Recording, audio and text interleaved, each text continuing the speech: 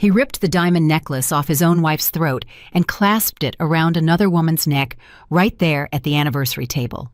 Charlotte gasped, her hand flying to the red mark on her skin.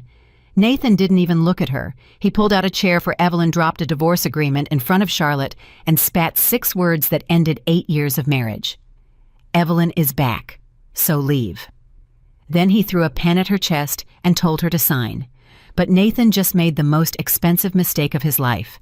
The empire he built stood on a secret this woman had been guarding for years. Subscribe, now follow this story to the very end and comment the city you're watching from so I can see how far this story travels tonight. Charlotte Hayes had spent the entire afternoon setting the table by hand. She had ironed the linen herself, even though they had staff who could have done it. She had chosen the candles because they were the same shade of cream as the ones from their very first apartment, back when Nathan Whitmore was nobody, and she was the only person in the world who believed in him.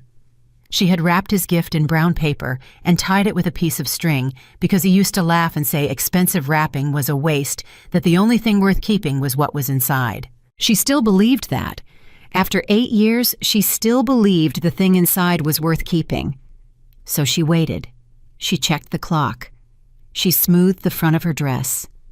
She told herself he was only late because the company was demanding, because he carried a weight she had chosen to help him carry, because tonight of all nights, he would remember why they started. When she heard the front door open, her whole chest lifted. "Nathan," she called out, already smiling, already forgiving him for being late. "You made it.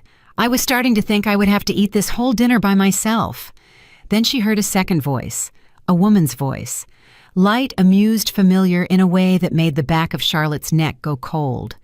"Oh, this house is even bigger than you described."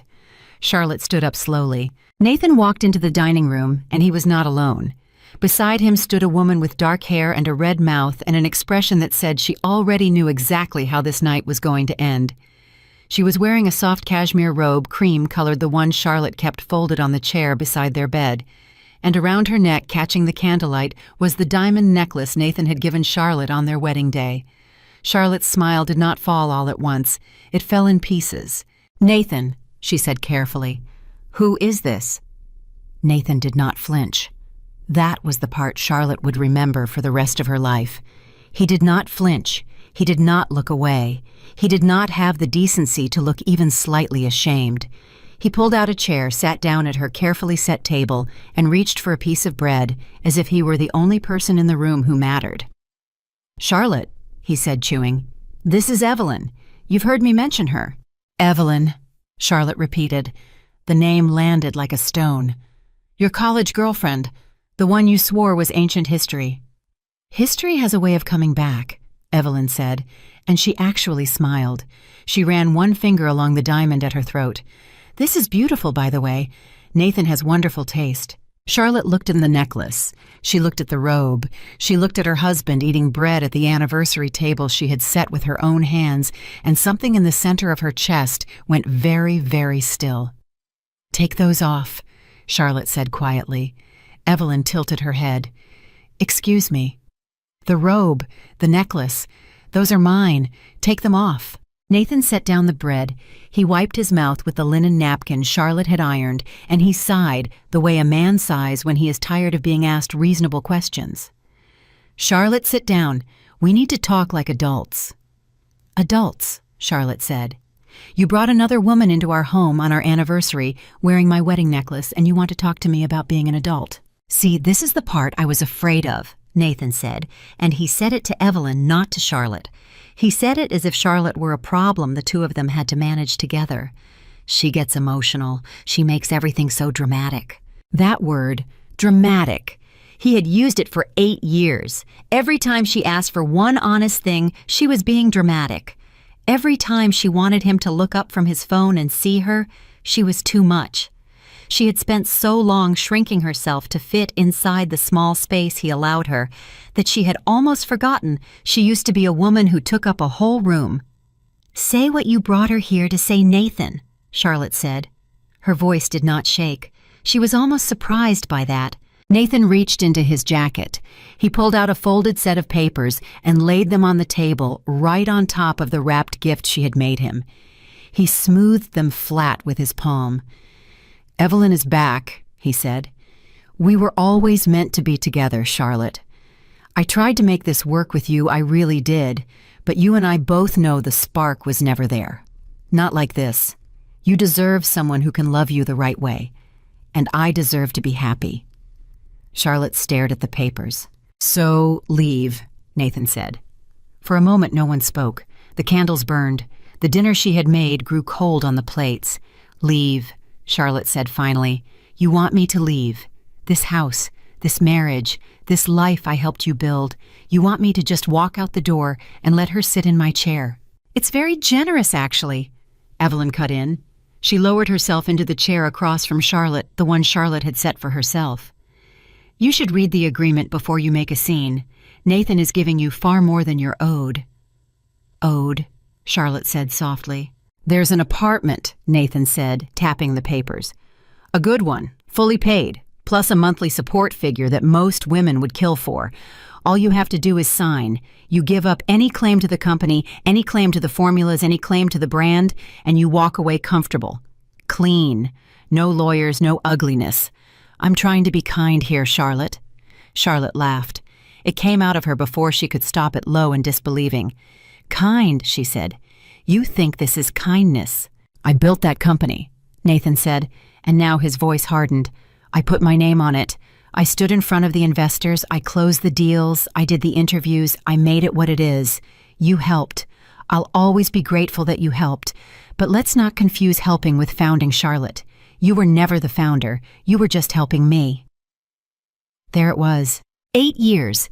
8 years of formulas she developed at 2 a.m. while he slept.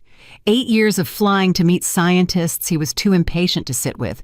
8 years of protecting patents, reading contracts he did not understand, catching mistakes that would have sunk him before he ever got started.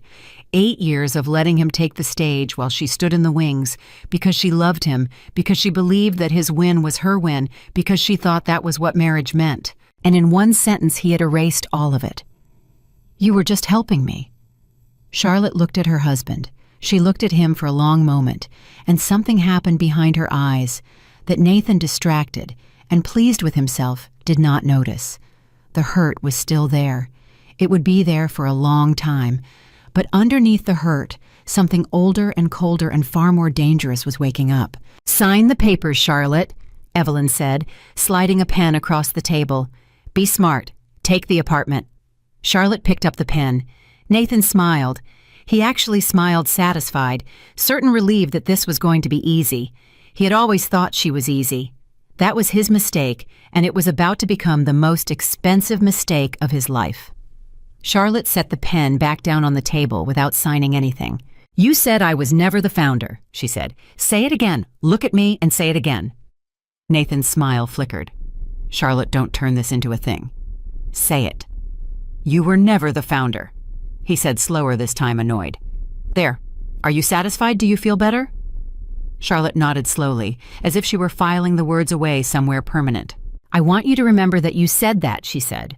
"I want you to remember this exact moment, because I think you're going to spend a very long time wishing you had chosen your words more carefully tonight." "Is that a threat?" Evelyn asked, delighted. "Are you threatening him, Nathan? She's threatening you." Charlotte did not even look at her. She kept her eyes on Nathan. "Do you know where the formulas come from, Nathan?" she asked. "What?" "The formulas. The ones behind your best-selling serum. The one that made you your first 100 million. The one every retailer in the country stocks. Do you actually know where it came from?" Nathan frowned. "It came from our lab, from the team, from years of work." "From my work," Charlotte said. "From molecules my mother spent her whole life mapping before she died. From research that belongs to a foundation with my name on it, Nathan. Not yours, mine." For the first time all night, something crossed Nathan's face that was not confidence. It was not fear yet. It was too early for fear. But it was the first small crack, the first sign that the ground under his feet was not as solid as he had believed. "You're confused," he said. "The company owns those patents." "The company licenses those patents," Charlotte said. "There's a difference. A very large, very legal difference. And I've been paying attention to that difference for 8 years, even when you told me not to worry my head about the contracts. She stood up. She smoothed the front of her dress, calm, now terribly calm. You told me to leave, she said. So I'll leave, but I'm not signing your paper, Nathan. Not tonight, not ever. Charlotte? Nathan stood too, and now there was an edge of alarm creeping into his voice, the way a man's voice changes when he realizes the meal he ordered might come with a bill he cannot pay. Don't be foolish. This is the best offer you're going to get. Walk away with the apartment, or walk away with nothing. Those are your choices. No, Charlotte said. Those were the choices you thought you were giving me. You never understood that you were never the one holding the cards. She turned to go. Then she stopped, and she looked back one last time, and she let herself really see it. The other woman in her robe. The necklace on the wrong throat. The dinner she had made growing cold. The 8 years of her life, sitting in ruins on a table she had set with love. Enjoy the necklace, Evelyn, she said. It's the most expensive thing in this house that isn't already mine on paper. And she walked out. She did not cry in the hallway. She did not cry on the stairs. She waited until she was in the guest room, the one she had quietly moved her things into 3 months ago when the distance between her and Nathan had grown too wide to pretend away. She sat on the edge of the bed, and she pressed both hands over her mouth, and she let herself shake once hard for about 30 seconds. Then she stopped. She wiped her face. She took a breath, and she picked up her phone. There was a name in her contacts she had not called in almost 2 years. A name she had kept there like a key hidden under a mat, hoping she would never need it, knowing somehow that one day she would. She pressed it. It rang twice. Charlotte Hayes, said a warm, dry voice on the other end. An older man, careful, sharp. It is very late for you to be calling me, which means either someone has died or someone is about to make a very serious mistake. Marcus, Charlotte said. Her voice was steady. It's the second one. Marcus Reed had been her mother's attorney. He had drawn up the papers for the Hayes Research Foundation before Charlotte was even out of college. He had watched Charlotte marry Nathan Whitmore, and he had said nothing because it was not his place, but he had never once removed his name from the documents that protected the one thing Charlotte had that Nathan could never touch. Tell me, Marcus said. He's leaving me, Charlotte said, for a woman from his past.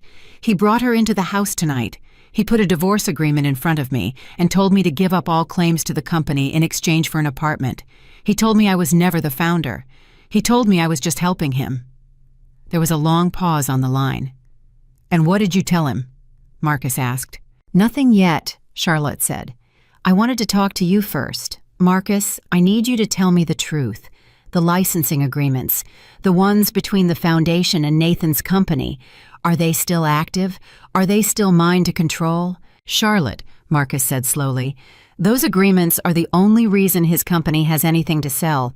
Every one of his flagship products depends on technology that the Hayes Research Foundation licenses to Whitmore Beauty on a renewable basis that requires the express written consent of the foundation's sole director every single year. And who is the sole director? Charlotte said. You know who, Marcus said. You've always known. You are Charlotte. You have been since the day your mother died. Nathan's name is nowhere on those documents. He never bothered to read them. He thought they were sentimental paperwork. He thought they were yours the way a photo album is yours. He never understood that they were yours the way a foundation is yours, the way the ground under a building is yours.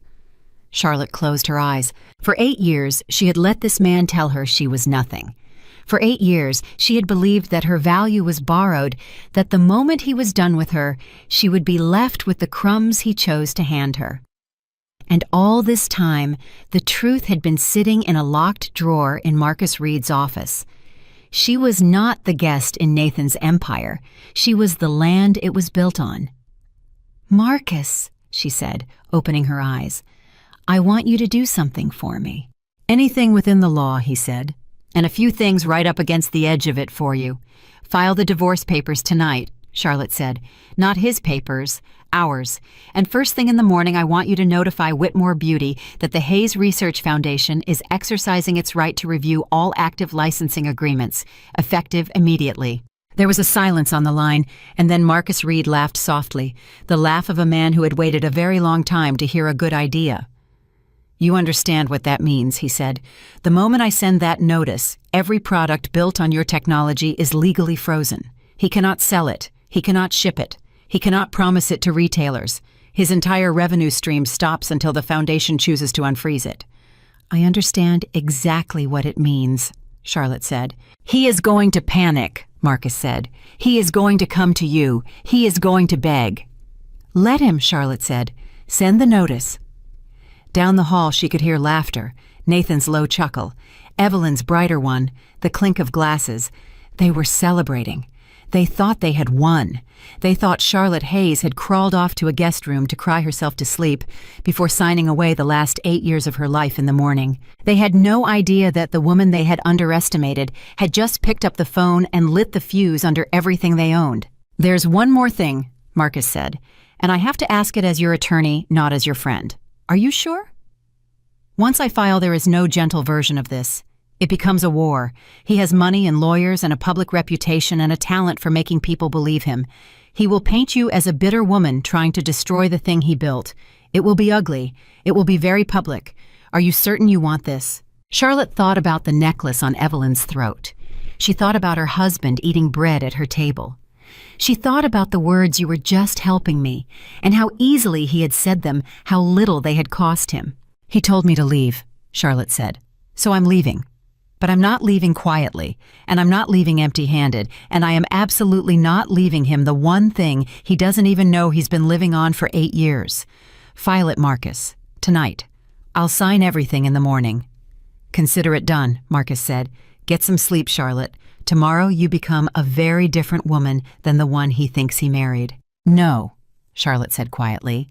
"Tomorrow he finally meets the woman he actually married. He just never bothered to look." She hung up. She sat in the dark for a long time. She did not turn on the light. She listened to the sounds of the celebration down the hall, and instead of feeling small, she felt something she had not felt in years. She felt awake. Around midnight, the celebrating stopped. She heard footsteps. She heard the door of the master bedroom close, and she understood that her husband had taken another woman into their bed in their home on their anniversary and had not spared a single thought for the wife weeping one wall away. Except she was not weeping. She was packing. She moved quietly, folding clothes into a single suitcase. Not because she had nowhere else to store her things, but because she had learned something important tonight about what a person actually needs. She left the jewelry Nathan had bought her over the years, all of it in a neat pile on the dresser. She did not want it. It had always been a leash disguised as a gift. She took only what was hers before him. A few books, her mother's watch, a photograph of a woman with Charlotte's own eyes standing in a laboratory smiling, holding a beaker up to the light. Dr. Eleanor Hayes, the mother who had given Charlotte a name and a mind and a foundation, and who had died believing her daughter would use all three. "I'm sorry, Mom," Charlotte whispered to the photograph. "I let him make me forget who I was. I won't do it again." At 6 a.m, before the house was awake, Charlotte carried her single suitcase down the stairs. She did not sneak. She was done sneaking in her own life. She walked out the front door of the townhouse she had helped decorate, helped pay for, helped make into a home, and she pulled the door shut behind her without looking back. And that was when she saw the car. It was parked across the street, long and dark and quiet, the kind of car that costs more than most people's homes. As Charlotte stepped onto the sidewalk, the rear door opened and a man stepped out. She knew him. Not personally, but she knew his face the way everyone in her industry knew his face, because it was on magazine covers and in business articles and in the whispered conversations at every gala Nathan had ever dragged her to. Alexander Laurent, the founder of Laurent Global Health, Nathan's biggest rival. The one competitor Nathan actually feared, the one name that could make Nathan slam a door and pour himself a second drink. "Miss Hayes," Alexander said. His voice was quiet and even, and he did not smile the way men smiled when they wanted something from her. "Forgive me. I know how this must look." Charlotte tightened her grip on the suitcase. "How does it look, Mr. Laurent?" Because from where I'm standing, my husband's biggest rival is waiting outside my house at 6 in the morning on the exact day I decide to leave him. That's a strange coincidence." "It isn't a coincidence," Alexander said, "and I'm not going to insult you by pretending it is. Marcus Reed called me last night." Charlotte went still. "Marcus called you?" "He and I have known each other for 30 years, Alexander said. "He knew your mother. He respected her more than almost anyone he ever worked with. When you called him last night, he called me and he asked me one question. He asked me whether I could be trusted to help a brilliant woman without trying to own her." Alexander paused. "I told him yes. I understand if you don't believe me. You have every reason not to trust a man like me right now." "You're right," Charlotte said. "I don't. The last man who told me he wanted to help me spent 8 years taking credit for my work and then handed me a robe to another woman on my anniversary. So forgive me if I'm not moved by a stranger in an expensive car." Alexander nodded slowly, and to his credit, he did not argue. He did not flatter her. He did not tell her she was beautiful or brilliant or wasted on Nathan, even though later she would learn he believed all three. "I'm not here to offer you a job," he said. "I'm not here to buy your technology. I'm not here to make you a proposal of any kind. Whatever war you're about to start with Nathan Whitmore, you're going to win it on your own because you're the only person who ever could." He reached into his coat and held out a simple card with a single phone number on it. "I'm here because Marcus told me you'd be walking out of that house this morning with one suitcase and nowhere in particular to go. And a woman who just found the courage to leave shouldn't have to spend her first free morning wondering where she'll sleep tonight." Charlotte looked at the card. She did not take it yet. "Why?" she said. "Why would you do this? And don't tell me it's kindness. Men like you and Nathan don't do kindness. There's always a price." Alexander was quiet for a moment. When he spoke, his voice had changed. It was lower, and there was something under it that sounded almost like an old wound. 3 years ago, Nate," he said, "I sat across a conference table from your husband. He was pitching a partnership. He spent 40 minutes explaining a breakthrough in molecular delivery, taking credit for every piece of it, calling it his vision, his innovation, his genius. And the entire time I was watching a woman sitting 2 seats down from him. She never spoke. She was never introduced properly. She was described as his assistant. But every time he stumbled on a technical detail, she quietly slid him a note. Every number he got wrong, she corrected under her breath. He was the mouth. She was the mind. And when the meeting ended, he shook my hand and took all the praise, and she gathered up the papers like she was invisible." Charlotte's throat tightened. "I went home that night," Alexander said, "and I could not stop thinking about her. Not because I wanted anything from her, because I had spent my whole career surrounded by people who were desperate to be seen, and here was the most brilliant person in the room, and she had been trained to disappear. I thought someday that woman is going to wake up, and when she does, God help the man who taught her to hide." He held the card out a little further. "You woke up Miss Hayes," he said. "I'm not here to save you. You clearly don't need saving. I'm here because I watched someone extraordinary spend years believing she needed permission to shine, and if there is any small thing I can do to make sure you never need anyone's permission again, then I would like to do it. That's the whole price. There isn't any other." For a long moment, Charlotte did not move. She had spent the whole night preparing for war.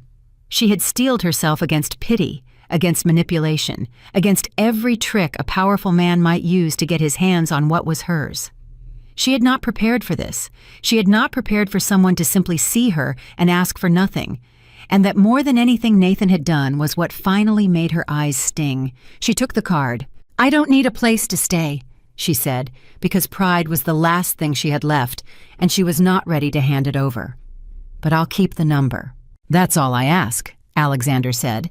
He stepped back toward the car. Then he paused. "For what it's worth, Miss Hayes, I've competed against Nathan Whitmore for 6 years. I've beaten him more than once, but I have never once been afraid of him." He looked at her steadily. "I'm a little afraid of you. And I think before this is over, so is he." He got into the car, and the door closed, and the long, dark shape of it pulled away down the quiet street. Charlotte stood alone on the sidewalk with a suitcase in one hand and a card in the other, and for the first time in 8 years, She did not feel like she was standing behind anyone. She looked back at the townhouse one last time. Somewhere inside, Nathan was still asleep, dreaming of an easy divorce and a clean future, with no idea that at 9 o'clock that morning, a certified notice would arrive at his corporate offices and the ground under his empire would begin very quietly to crack. "You told me I was never the founder," Charlotte said softly to the sleeping house. "Let me show you what a founder does when you finally set her free." Then she turned and walked away, and the city took her in. She did not go far that first day. She checked into a modest hotel a few blocks from Marcus Reed's office, the kind of place with clean sheets and thin walls and no memories attached to it. She wanted the anonymity of it. She wanted a room that did not know Nathan Whitmore's name. She set her single suitcase on the bed, and she placed her mother's photograph on the nightstand facing the window, and she sat down and waited for the world to catch up to what she had already set in motion. At exactly 9 o'clock, her phone began to ring. She knew who it was before she looked. She let it ring 3 times. Then she answered. "Charlotte," Nathan said, and the calm from the night before was gone. In its place was something tight and high and unfamiliar. "What did you do?" "Good morning to you too," Charlotte said. "I have a certified letter on my desk," Nathan said, "from the Hayes Research Foundation, freezing our licensing agreements. My legal team is losing their minds. Our biggest retailer just called asking why their next shipment is on hold. What did you do, Charlotte?" "I did exactly what you told me to do," Charlotte said. "You told me to leave, so I left. I took my things and I walked out this morning. I just also took what was always mine. The formulas, Nathan, the technology, the patents your entire business runs on, they were never yours. They were licensed to you by a foundation that I control, and this morning I stopped renewing that license." There was a silence so complete she could hear him breathing. "You can't do that," he said finally. "That would destroy everything. That would ruin us. That would ruin me." "No," Charlotte said. "It would return things to the way they actually are. You've spent 8 years selling a house you thought you built. You never noticed you were only renting the ground. Now the landlord is done letting you live for free. Charlotte, be reasonable." His voice cracked, softened, shifted into something almost tender, and she recognized it instantly because it was the voice he used when he wanted something. "Last night I was harsh. I know I was harsh. Evelyn caught me at a difficult time. I was confused. I said things I didn't mean. We can work this out. Come home. We'll talk. We'll fix the licensing. We'll fix us. You know I've always needed you." And there it was. The truth he did not even realize he was confessing. "You've always needed me," Charlotte repeated slowly. "Yes, you have, but you've never once wanted me. Last night you didn't lose your wife, Nathan. You lost your supplier. And now you're calling, and you're not calling because you miss the woman you married. You're calling because you just realized you can't survive without her. Tell me I'm wrong." He did not tell her she was wrong. He could not. "Charlotte," he said. And now the tenderness was gone and the panic was rising. "You have no idea what you're doing. You have no idea what you're throwing away. Half of everything is yours if you play this right. But if you burn it down, you burn yourself down with it. Think about that." Charlotte looked at her mother's photograph on the nightstand, Eleanor Hayes holding a beaker up to the light, smiling at a future she had believed in. "I've spent 8 years thinking about what was best for you," Charlotte said. "I'm done. Talk to my attorney. His name is Marcus Reed. You'll be hearing from him a great deal. And Nathan, one more thing." She paused. "Tell Evelyn she can keep the robe, but the necklace goes back in the box because it was a wedding gift, and there isn't going to be a wedding anymore." She hung up. Then she set the phone down and she pressed her hands flat against the bedspread, and she breathed in, out, in, out. Her heart was pounding, but not from fear, from something else, something she had not felt in so long she had almost forgotten its name. Power. The quiet, steady power of a person who has finally stopped asking permission to exist. The phone rang again. Nathan. She silenced it. It rang a third time. She silenced it again. By noon, he had called 11 times and sent a string of messages that traveled the entire distance from cold threats to desperate pleas and back again. She read none of them. She had learned over 8 years exactly how to read Nathan Whitmore, and she knew that every one of those messages was about him, his company, his reputation, his future. Not one of them, she was certain, contained a single honest question about her. Late in the afternoon, a different name lit up her screen. Marcus Reed. "Well," he said when she answered, and she could hear the dry pleasure in his voice. "You have had quite a day." "How bad is it on his end?" Charlotte asked. "Bad," Marcus said with obvious satisfaction. "His stock is sliding. 2 investors have already called demanding an explanation for why the company's core assets appear to belong to someone else. And his general counsel made the mistake of trying to bully me on the phone this morning, so I read him the actual language of the licensing agreement slowly, and he went very quiet." Marcus paused. "Charlotte, I have been holding these documents for 20 years waiting for the day you would need them. I want you to know something. Your mother designed it this way. She never trusted the men who would circle you once you had money. She built this so that no matter what happened, no matter who you married or who you trusted or who tried to take everything from you, the one thing that was truly yours could never be stolen. She protected you from the grave. All I did was keep the key." Charlotte's eyes filled, and this time she let them. "Thank you, Marcus," she whispered. "Don't thank me yet," he said gentler now. "He's going to fight. Men like Nathan don't lose gracefully.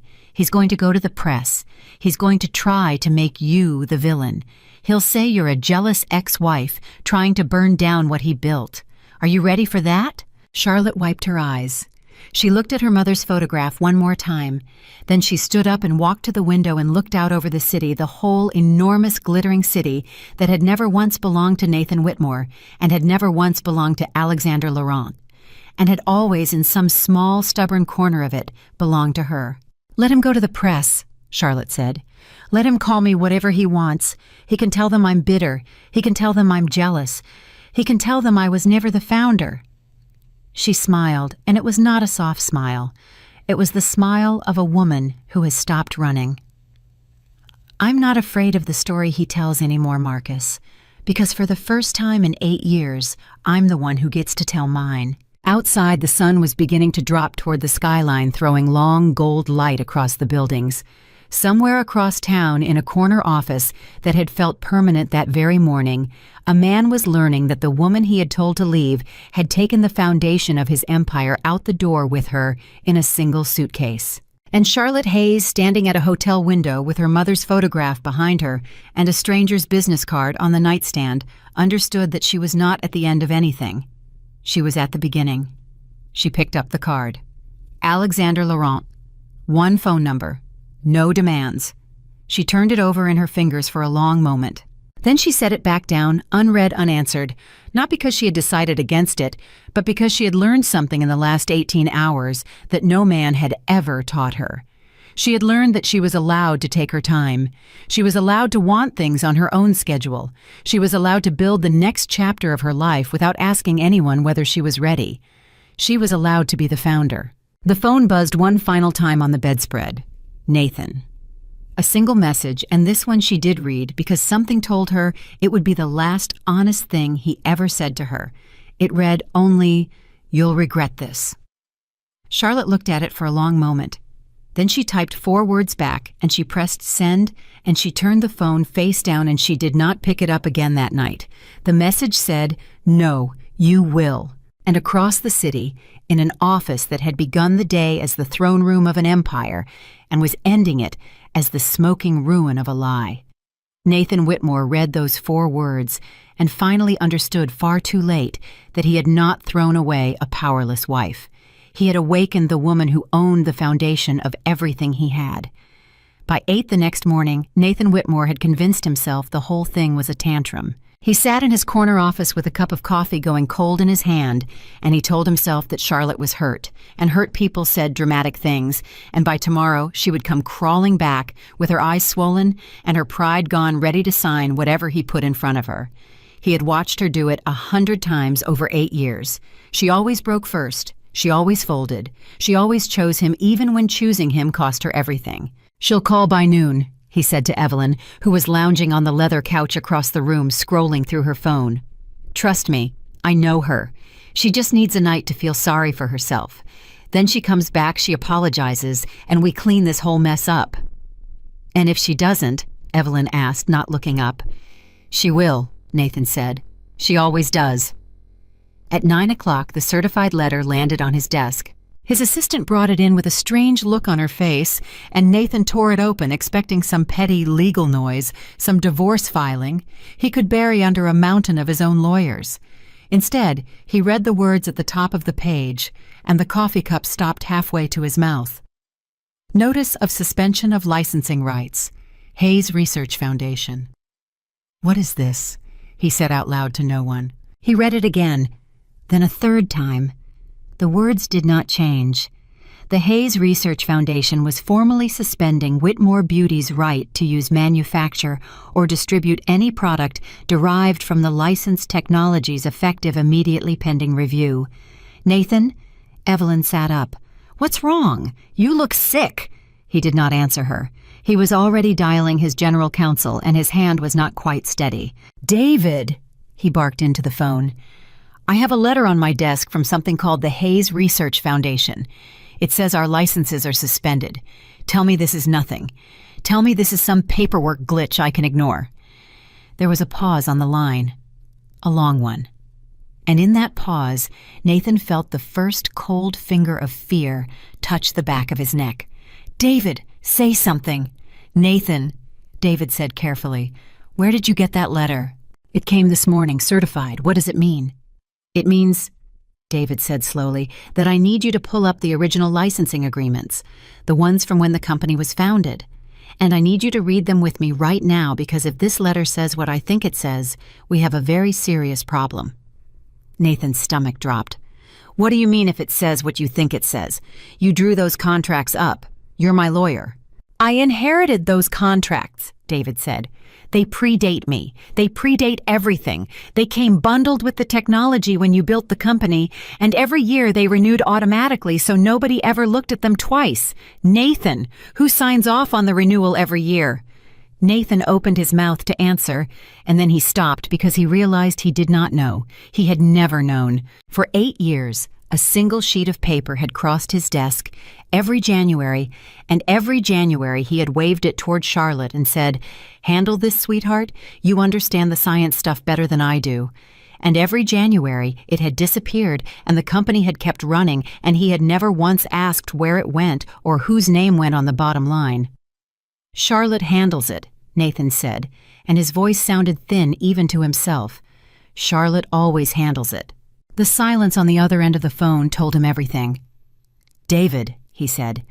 "David, tell me Charlotte was signing those as an officer of my company. Tell me she was signing on our behalf." "I'm looking at the signature block right now," David said quietly. "She wasn't signing for Whitmore Beauty Nathan. She was signing for the foundation, as its sole director. She's not on our side of that contract. She never was. She's the licenser. We're the licensee. And she just pulled the rights out from under every product we sell." The cup slipped out of Nathan's hand and cracked against the desk, coffee spreading dark across the papers. He did not even notice. 10 minutes later, his phone rang, and it was not Charlotte. It was his head of operations, and the man was nearly shouting. "Nathan, the plant just got a stop order. Legal froze production on the serum line. What is going on? We've got 40,000 units mid-run, and I've got a floor manager asking me if he's supposed to shut down the machines." "Shut them down," Nathan said, because he did not know what else to say. "Shut them down, Nathan. That's $250,000 a day just sitting there.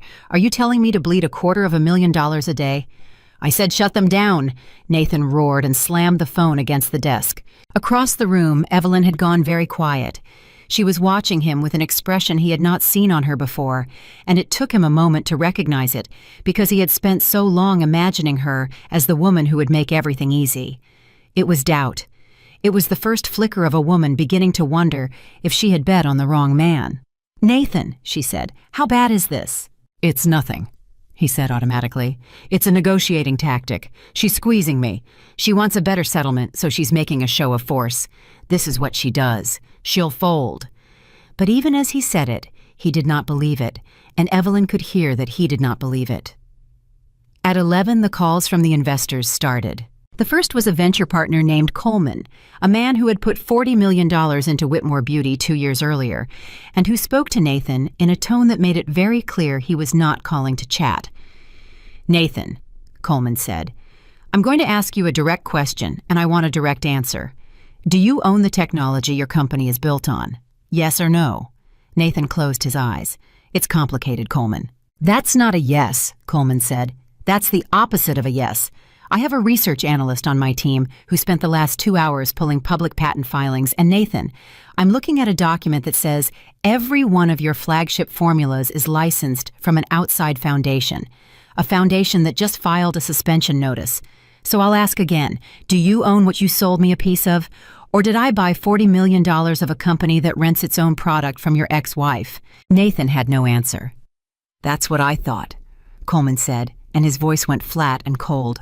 "You have 48 hours to fix this, or I start making calls to the other investors, and I promise you, they will not be friendly calls." The line went dead. Nathan set the phone down slowly. His hands were shaking now openly, and he did not try to hide it because there was no one left in the room he needed to perform for. Evelyn had gone into the outer office to take a call of her own, and through the glass he could see her talking fast and low, one hand pressed to her forehead. And some part of him understood that she was already building an exit, already thinking about how this looked, already calculating whether Nathan Whitmore was still a man worth being seen with. He picked up the phone again. He called Charlotte. It rang 3 times. He almost hung up. Then she answered. "Charlotte," he said, and the whole careful arrogance of the night before was gone out of his voice, scraped away in a single morning. "What did you do?" "Good morning to you too," she said, and she sounded calm, calmer than he had ever heard her, and that calm terrified him more than any anger could have. "I have a certified letter on my desk," he said. "My production line is frozen. My investors are calling me demanding to know if I even own my own company. My general counsel just told me you're not on my side of the contract. You're on the other side, that you're the one who owns the technology, and you always were. Tell me that's not true. Tell me this is a mistake." "It's not a mistake, Nathan," Charlotte said. "It's the most accurate thing that's happened between us in 8 years." He gripped the edge of the desk. "You can't do this. This will destroy the company. This will ruin me." "No," she said. "It will return things to the way they actually are. You spent 8 years selling a house you thought you built. You never noticed you were only renting the ground. Now the landlord is done letting you live for free." Something in the way she said it, so quiet, so certain, so completely without fear, made Nathan realize that the woman on the other end of the phone was not bluffing, had never been bluffing, and was not going to fold. And with that realization came a wave of pure panic that dissolved every hard thing he had planned to say. "Charlotte." His voice broke, and he let it break because he knew from 8 years of marriage that her weakness had always been his softness. "Baby, listen to me. Last night I was cruel. I know I was cruel. Evelyn showed up out of nowhere. She got in my head. I was confused. I said things I didn't mean. I never should have brought her into the house. That was wrong. That was so wrong. Come home. Please, let's fix this. Let's fix us. You know I've always needed you." The line was silent for a long moment. "You've always needed me," Charlotte repeated. "Yes, you have. But you've never once wanted me. You didn't lose your wife last night, Nathan. You lost your supplier. And now you're calling me, and it's not because you miss the woman you married. It's because you just found out you can't survive without her. Tell me I'm wrong." He opened his mouth. Nothing came out. Because she was not wrong. Because in the deepest and most honest part of himself, in a place he almost never visited, he knew that what he loved about Charlotte had never been Charlotte. It had been what Charlotte did. It had been the safety of her, the way she made the hard problems disappear, the way she carried the weight so he could stand up straight and take the applause. He had never loved her. He had leaned on her and called the leaning love, and now the wall he had been leaning on his whole adult life had simply stepped away, and he was falling, and he could not understand why the floor was suddenly so far below. "Charlotte," he whispered, "don't do this to me." "I'm not doing anything to you," she said. "I'm doing something for me, for the first time in 8 years. Talk to my attorney. His name is Marcus Reed. You're going to be hearing from him a great deal." She paused. "And Nathan, tell Evelyn she can keep the robe, but the necklace goes back in the box because it was a wedding gift and there isn't going to be a wedding anymore." The line went dead. Nathan sat alone in his glass office and stared at the phone in his hand as if it had betrayed him, and outside the window, the city went on shining, indifferent, and for the first time in his life, Nathan Whitmore understood what it felt like to be small. That should have been the moment he stopped. That should have been the moment he called Marcus Reed, negotiated in good faith, salvaged what he could, and let Charlotte go with dignity. A wiser man would have. A humbler man would have. Nathan Whitmore did the opposite, because the thing about a man who has spent his whole life taking credit for someone else's work is that he genuinely cannot imagine that he is not the smartest person in the room. Even now, even here, even bleeding out on the floor of his own arrogance, Nathan looked at the wreckage and thought, there has to be a way to win this. There has to be an angle. There has to be a version of this where I come out on top, because I always come out on top, because I am Nathan Whitmore. And so instead of surrendering, he started to scheme. He called Evelyn back into the office. "Sit down," he said. "I need your help." Evelyn sat, but she sat on the edge of the chair the way a person sits when they are ready to leave. "Nathan, I have to be honest with you. This is a mess. This is a much bigger mess than you said it would be. When you told me about her, you said she was a housewife. You said she helped out a little. You didn't tell me she owned the company." "She doesn't own the company," Nathan snapped. "She owns some patents, there's a difference, and I'm going to fix it." He leaned forward, and the desperate calculating light came back into his eyes. "But I need to get ahead of this before it spreads. Right now, the only story out there is her story, and her story makes me look like a fraud. So we change the story. We get out in front of it." "How?" "We make her the villain," Nathan said, "before she can make me one. She's a bitter ex-wife. She found out I fell in love with someone else, and out of pure jealousy, out of spite, she's trying to burn down the company I spent my life building. That's the story. That's clean. That's believable. The public eats that up. A scorned woman destroying a man's dream. People love to hate that woman." Evelyn stared at him. "You want to go to the press?" "I want to go to the press before she does," Nathan said. "I want my version to be the first one people hear, and I want you beside me when I do it. You're part of this story now. You go on camera, you talk about how in love we are, how she can't stand it, how she's trying to punish us both. It humanizes me. It makes her look small and mean." He reached across the desk and took her hand. "Help me, Evelyn. Help me, and I promise you, when this is over, when the dust settles, it's you and me at the top of this thing. Everything I have, it's yours too." And here was the twist that Nathan, in all his scheming, never once saw coming. Because Evelyn Lane had not come back into his life out of love. She had come back because she had read about Nathan Whitmore in a business magazine, seen the word billionaire next to his name, and remembered the boy from college who used to look at her like she hung the moon. She had come back for the money. She had come back for the top of the thing. And now she was sitting across from a man whose empire was frozen, whose investors were circling, and whose entire fortune, it turned out, belonged to the wife he had thrown away.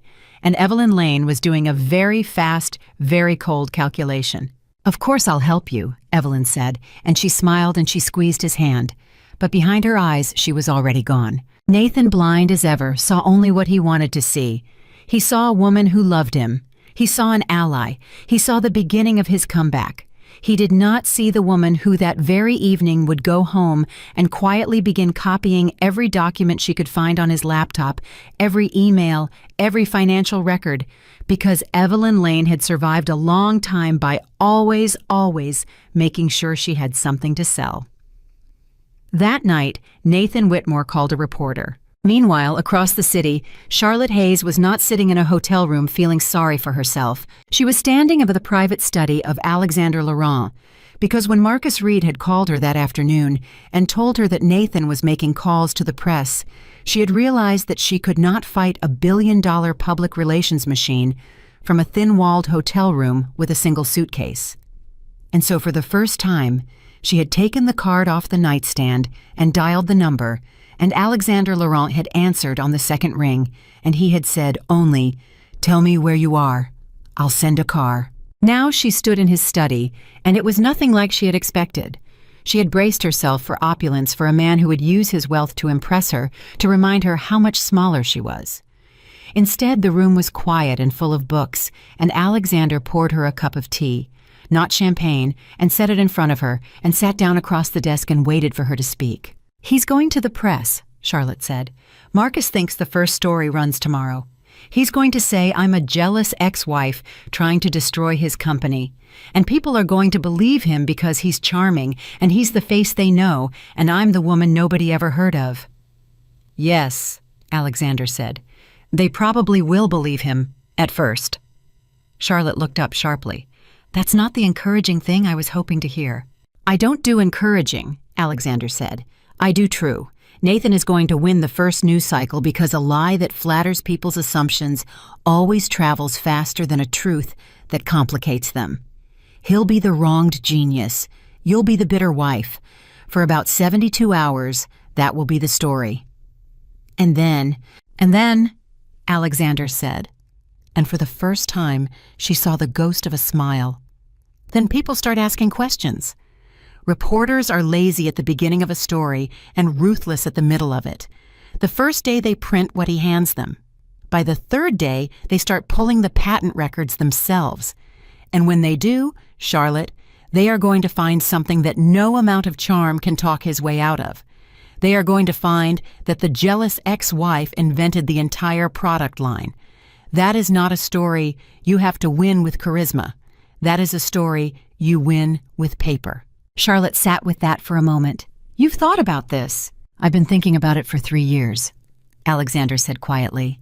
"Since the day I watched you slide notes to a man taking credit for your work.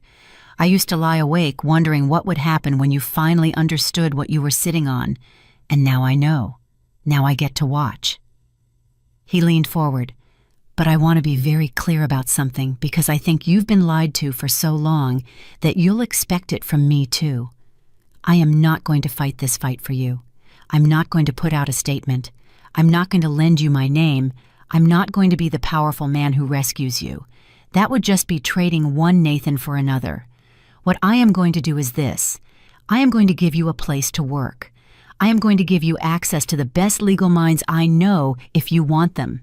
And I am going to stand behind you off camera, out of the frame, so that when you walk out in front of the world to tell the truth, you know there's solid ground under your feet. But you walk out, not me, you, because it's your name, and it's your mother's work, and it's your story, and no one is going to take it from you ever again, including me." Charlotte stared at him for a long moment, and something happened in her chest that she did not have a name for because she had never felt it inside the walls of her marriage. It was the feeling of being handed a weapon instead of a cage. It was the feeling of a powerful person choosing to make her more powerful instead of less. "Why?" she said, and her voice was not steady. "Why does it matter to you this much? You keep saying it's not about wanting anything from me, but nobody does this. Nobody helps a stranger this much and asks for nothing." Alexander was quiet for a while. "My mother was a chemist," he finally said. "In a time and a place where a woman who was a chemist was a joke to the men around her. She spent 40 years watching men take her work, put their names on it, and get promoted over her. She trained half the executives who eventually ran her out. She died believing she had failed because the world had never once written her name next to the things she made." He looked at Charlotte, and his eyes were bright and hard. "So no, I don't want anything from you, but I will confess to wanting one thing for you. I want to watch one brilliant woman get her name back before it's too late, because I couldn't do it for the first one." The room was very still. "I'm sorry," Charlotte said softly. "Don't be sorry," Alexander said, and the hardness left his face. "Be dangerous. That's what she would have wanted. Now, let's talk about tomorrow." The next morning, the story broke exactly as Marcus had predicted. It ran on a major business site under a headline designed to travel, and Nathan gave the quotes himself, and they were as ugly as Charlotte had feared. He called her a bitter ex-wife. He said the divorce had unhinged her. He said she was weaponizing old paperwork out of jealousy because he had found love again. And beside him in the article, smiling radiant, was Evelyn Lane describing herself as the woman who had finally shown Nathan what real love looked like, and expressing her deep sadness that Charlotte could not simply let them be happy. By noon, the story was everywhere. By 1 o'clock, Charlotte's phone was full of messages from people she had not heard from in years, some cruel, some pitying, a few kind. She read none of them.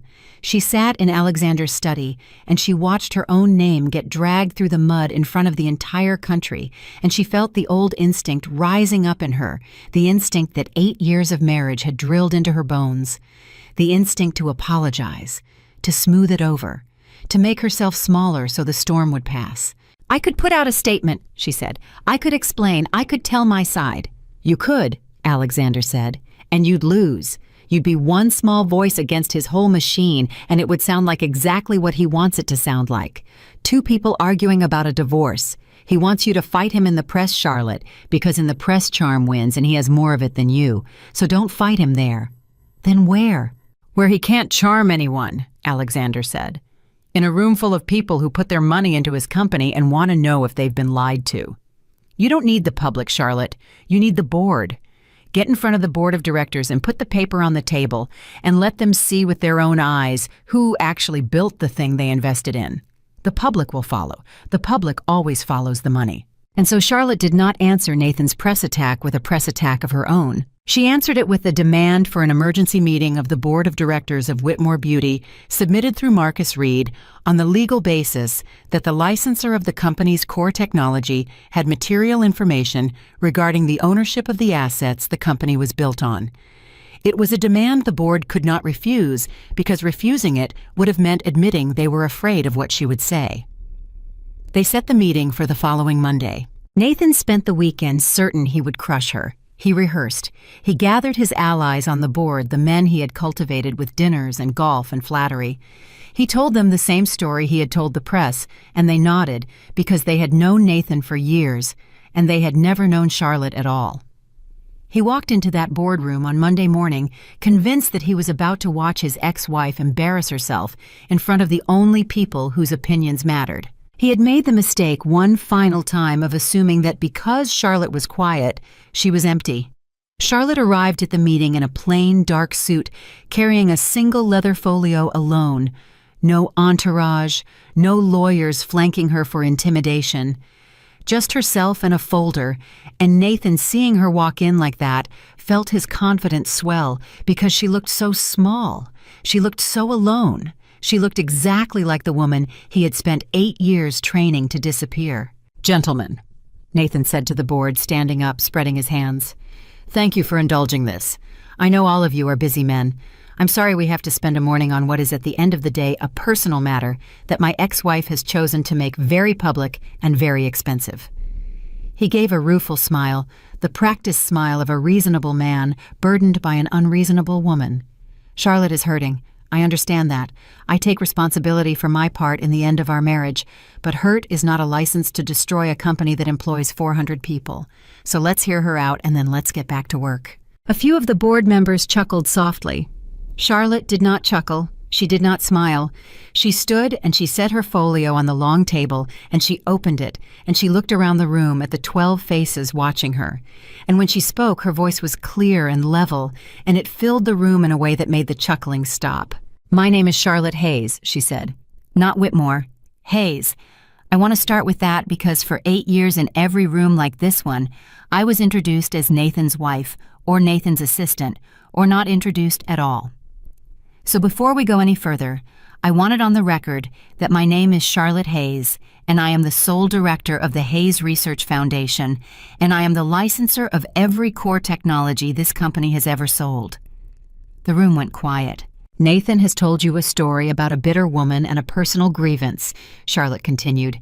"I'm not going to argue with that story because arguing is what he wants, and because I didn't come here to talk about my marriage. I came here to talk about your money. So I'm going to do something Nathan never does in a room like this. I'm going to show you the paper." She began to lay documents on the table one by one, and she named each as she set it down. "This is the original research documentation for the molecular delivery system behind your best-selling serum. You'll notice the date. You'll notice it predates the founding of this company by 4 years. You'll notice the name of the researcher, Dr. Eleanor Hayes, my mother." She set down the next. "This is the patent record, held by the Hayes Research Foundation, not by Whitmore Beauty. You are looking at the legal owner of the technology, and it is not the man standing to my left. Another. This is the licensing agreement, the one that's renewed every January, the one Nathan has never read. Read the signature block. It's signed by me on behalf of the foundation as licensor, and it's signed by Nathan on behalf of the company as licensee. 2 different parties. One of them owns the science, the other one rents it.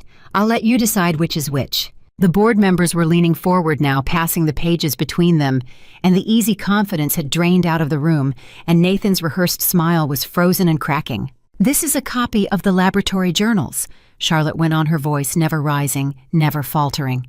In my handwriting, documenting the development of every formula this company sells over a period of 6 years, cross-referenced with the shipping and manufacturing dates which you'll find in the appendix. I'd invite you to find a single page of development documentation anywhere in this company's records that's in Nathan's handwriting. I'll save you the time. There isn't one. This is Nathan started. I'm not finished, Charlotte said, and she did not even look at him, and something in the flat certainty of it made him stop. This is the last document, and it's the one I'd ask you to read most carefully. This is an internal memo dated 18 months ago in which Nathan instructed the legal department to explore, and I'm quoting options for restructuring the ownership of the licensed technologies to reduce the company's exposure to the foundation, which is a very polite way of saying he was looking for a way to take the patents out of my hands without my knowledge. She let that sit. He didn't just build his company on my work, gentlemen. He tried to steal the foundation of it out from under me while I was still married to him and still working for free. The room was utterly silent. Coleman, the investor who had called Nathan 2 days earlier, was the first to speak, and he did not speak to Charlotte. He turned in his chair and looked at Nathan, and his face was the color of ash. "Is any of this untrue?" Coleman said.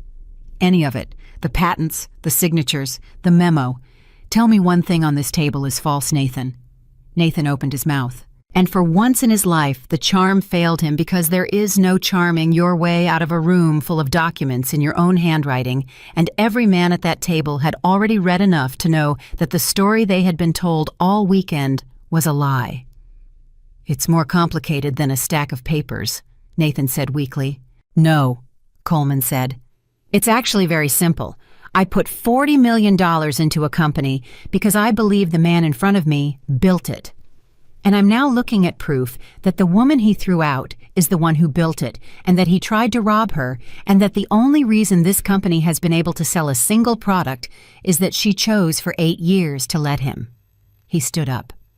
"This isn't a divorce dispute. This is fraud. And I want a full independent audit of this company's books before I let another dollar of mine sit inside it." And that was the moment when everything Nathan Whitmore had built began in earnest to come apart.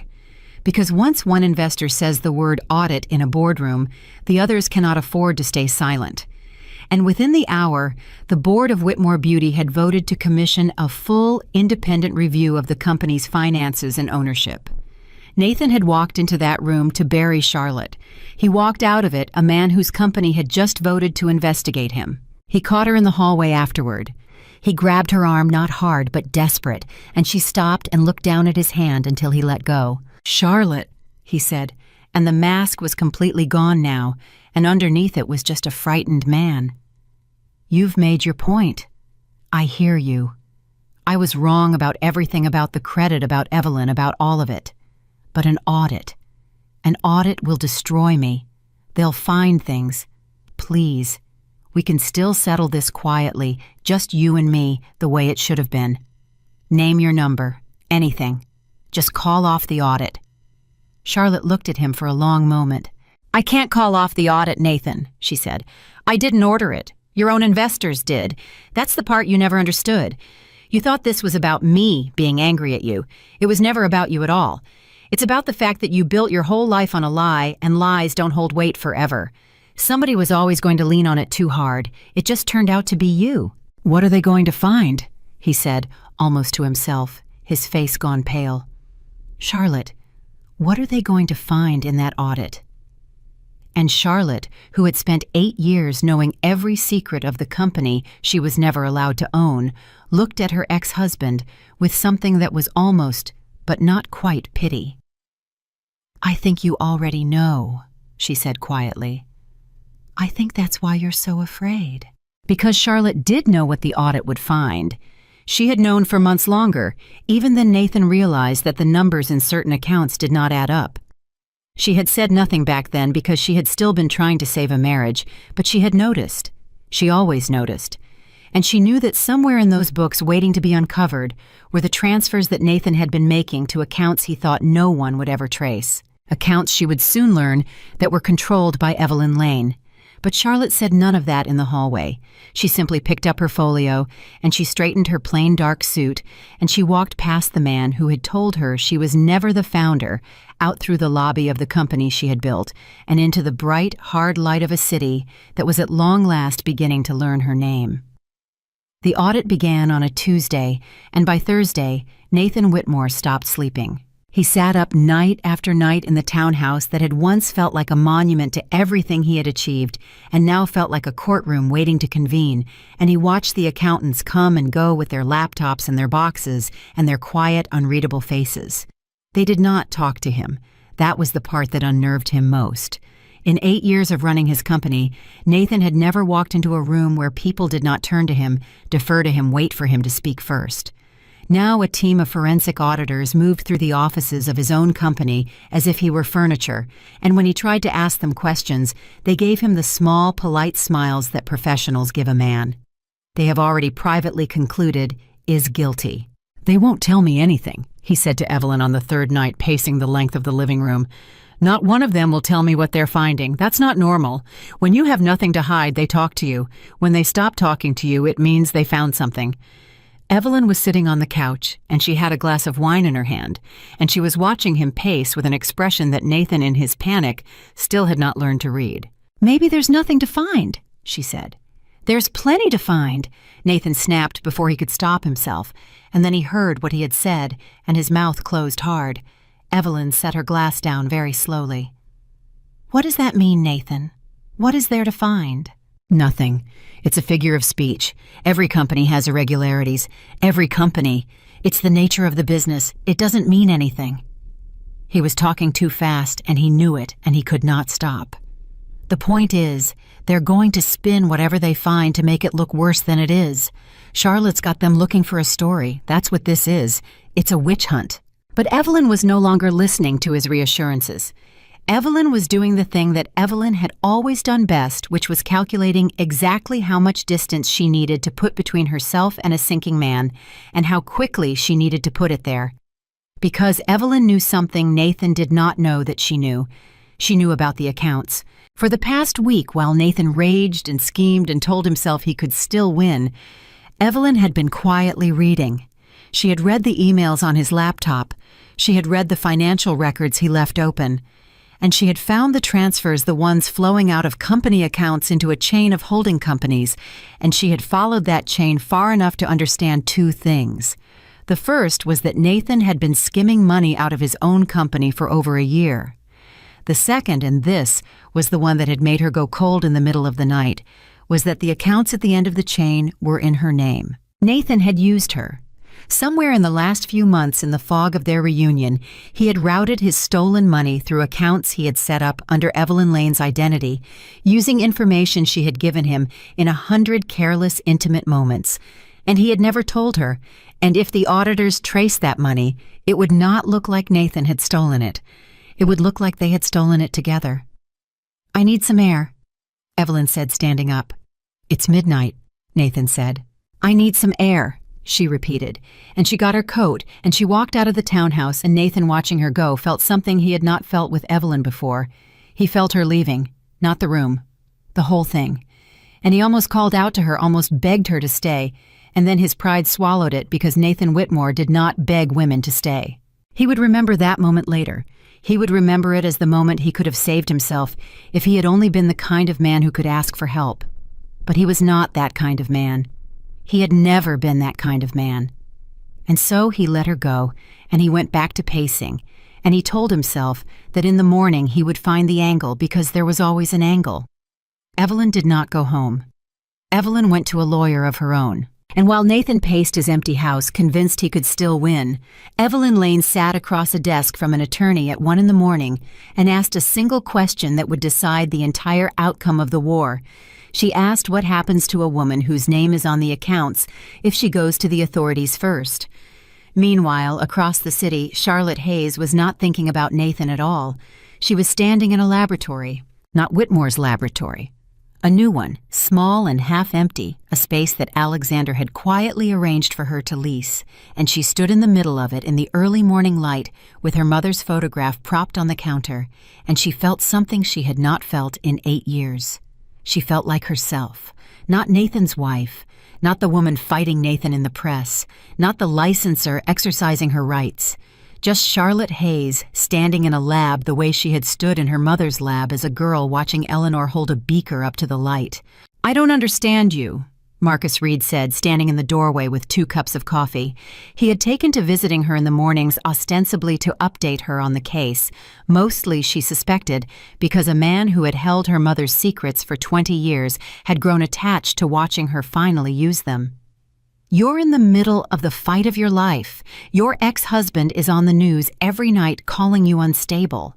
Your name is being dragged through the mud in every business publication in the country, and I find you here at 6 a.m. playing with test tubes." "I'm not playing," Charlotte said. She took the coffee. "I'm remembering." "Remembering what?" "Who I was before him." She turned a small vial in her fingers. "You know, Marcus, for 8 years I told myself that helping Nathan was the same thing as doing my own work, that his success was my success, that it didn't matter whose name was on the building as long as the science got made, and I believed it. I genuinely believed it." She set the vial down. "And then he stood in my dining room with another woman wearing my necklace and told me I was never the founder, and I realized I'd spent 8 years letting a man convince me that my life's work was a favor I was doing for him. I'm not remembering the science, Marcus. I know the science. I'm remembering that it was mine." Marcus was quiet for a moment. "Your mother would be proud of you," he said. "You know that." "I don't need her to be proud of me anymore," Charlotte said, and she surprised herself with how easily it came out and how true it was. "I spent my whole life trying to be worthy of her, and then I spent 8 years trying to be worthy of him. I'm done being worthy of people. I just want to build something. That's all. I just want to make something that matters and put my own name on it and not have to ask anyone's permission." And it was in that moment, standing in a half-empty lab with a cup of coffee going cold in her hand, that Charlotte Hayes stopped fighting to reclaim the thing Nathan had taken from her, because she suddenly understood that she did not want it back. She did not want Whitmore Beauty. She did not want the company built on her work, but poisoned by his lie. She did not want to spend the next 10 years untangling his fraud, sitting in boardrooms full of men who had watched her build the whole thing and never once said her name. Let the audit take Nathan down. Let the investors have their pound of flesh. Charlotte was done trying to win the old war. She was going to build a new world and leave the old one to burn on its own. "Marcus," she said, "I want to talk to you about ending the licenses. Permanently, not suspending them, ending them. I want to pull my technology out of Whitmore Beauty entirely, and I never want it to go back." Marcus stared at her. "Charlotte, that would finish the company. Without your technology, there's no product. There's no company. 400 people lose their jobs." "I know," Charlotte said quietly. "That's the part I've been sitting with all week. 400 people who never did anything to me. Chemists and shipping clerks and people in accounting who just needed a paycheck. I don't want to hurt them. But I can't let Nathan keep selling my mother's work under his name, and I can't wait years for a court to sort it out." She looked at Marcus. "So here's what I want to do. I want to end the licenses with Whitmore, and I want to make an offer to the people, the scientists, the manufacturing team, the good ones, the real ones. I want to offer them a place at a new company, my company, where the work has the right name on it and nobody has to disappear to keep their job." And that was the twist that no one saw coming, least of all Nathan. Because while Nathan was busy imagining that Charlotte's whole life revolved around destroying him, Charlotte had already stopped thinking about him. She was not planning his downfall. She was planning her own beginning, and his downfall was simply going to happen on its own, a building collapsing because the ground had walked away, and she was not even going to be in the room to watch it fall. But Nathan, of course, could not imagine a world in which he was not the center of the story. And so he did the thing that desperate men do. He escalated. Nathan went on television. He and Evelyn had planned it days earlier, before Evelyn started making her own quiet arrangements, and Nathan, not knowing that his ally had already turned, went ahead with it. He sat under the studio lights across from a sympathetic interviewer, and he told the country that his ex-wife was an unstable, jealous woman who had licensed the family technology to his company for years and was now weaponizing it out of spite because he had found love again. He was good at it. He had always been good at it. He looked into the camera with his handsome, wounded face, and he said all the right things, and for one more news cycle, a large part of the country believed him. Evelyn was supposed to appear beside him. She did not show up. Nathan sat there under the lights waiting for her, checking his phone during the commercial break, and she did not answer, and she did not come, and he had to do the entire interview alone. And afterward, in the parking lot, he finally understood that the woman he had thrown away his marriage for was gone. He did not know yet how gone she was. He found out the next morning, because at 9 o'clock the next morning, while Nathan was still telling himself that Evelyn had gotten cold feet, that she would be back, that everything could still be managed. Two things happened at almost the same time. The first was that the forensic auditors completed their trace of the missing funds. The second was that Evelyn Lane walked into the offices of the state attorney general with her own lawyer beside her and offered to tell them everything. Charlotte learned about it from Marcus, who called her in the lab a little after 10.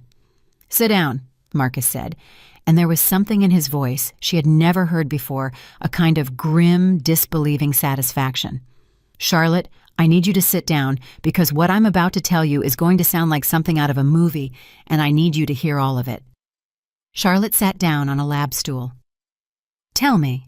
"The audit found the money," Marcus said. "It's worse than we thought. Nathan wasn't just skimming. For the last 14 months, he's been systematically transferring company funds out into a network of shell accounts. Millions. And here's the part that's going to make your head spin. The accounts at the end of that chain, they're in Evelyn Lane's name." Charlotte went very still. "Evelyn's name." "Evelyn's name," Marcus confirmed. He routed his stolen money through her identity. Whether she knew about it at the time or not, we may never be sure, but the accounts are hers on paper, which means when the auditors traced the money, they didn't just find Nathan.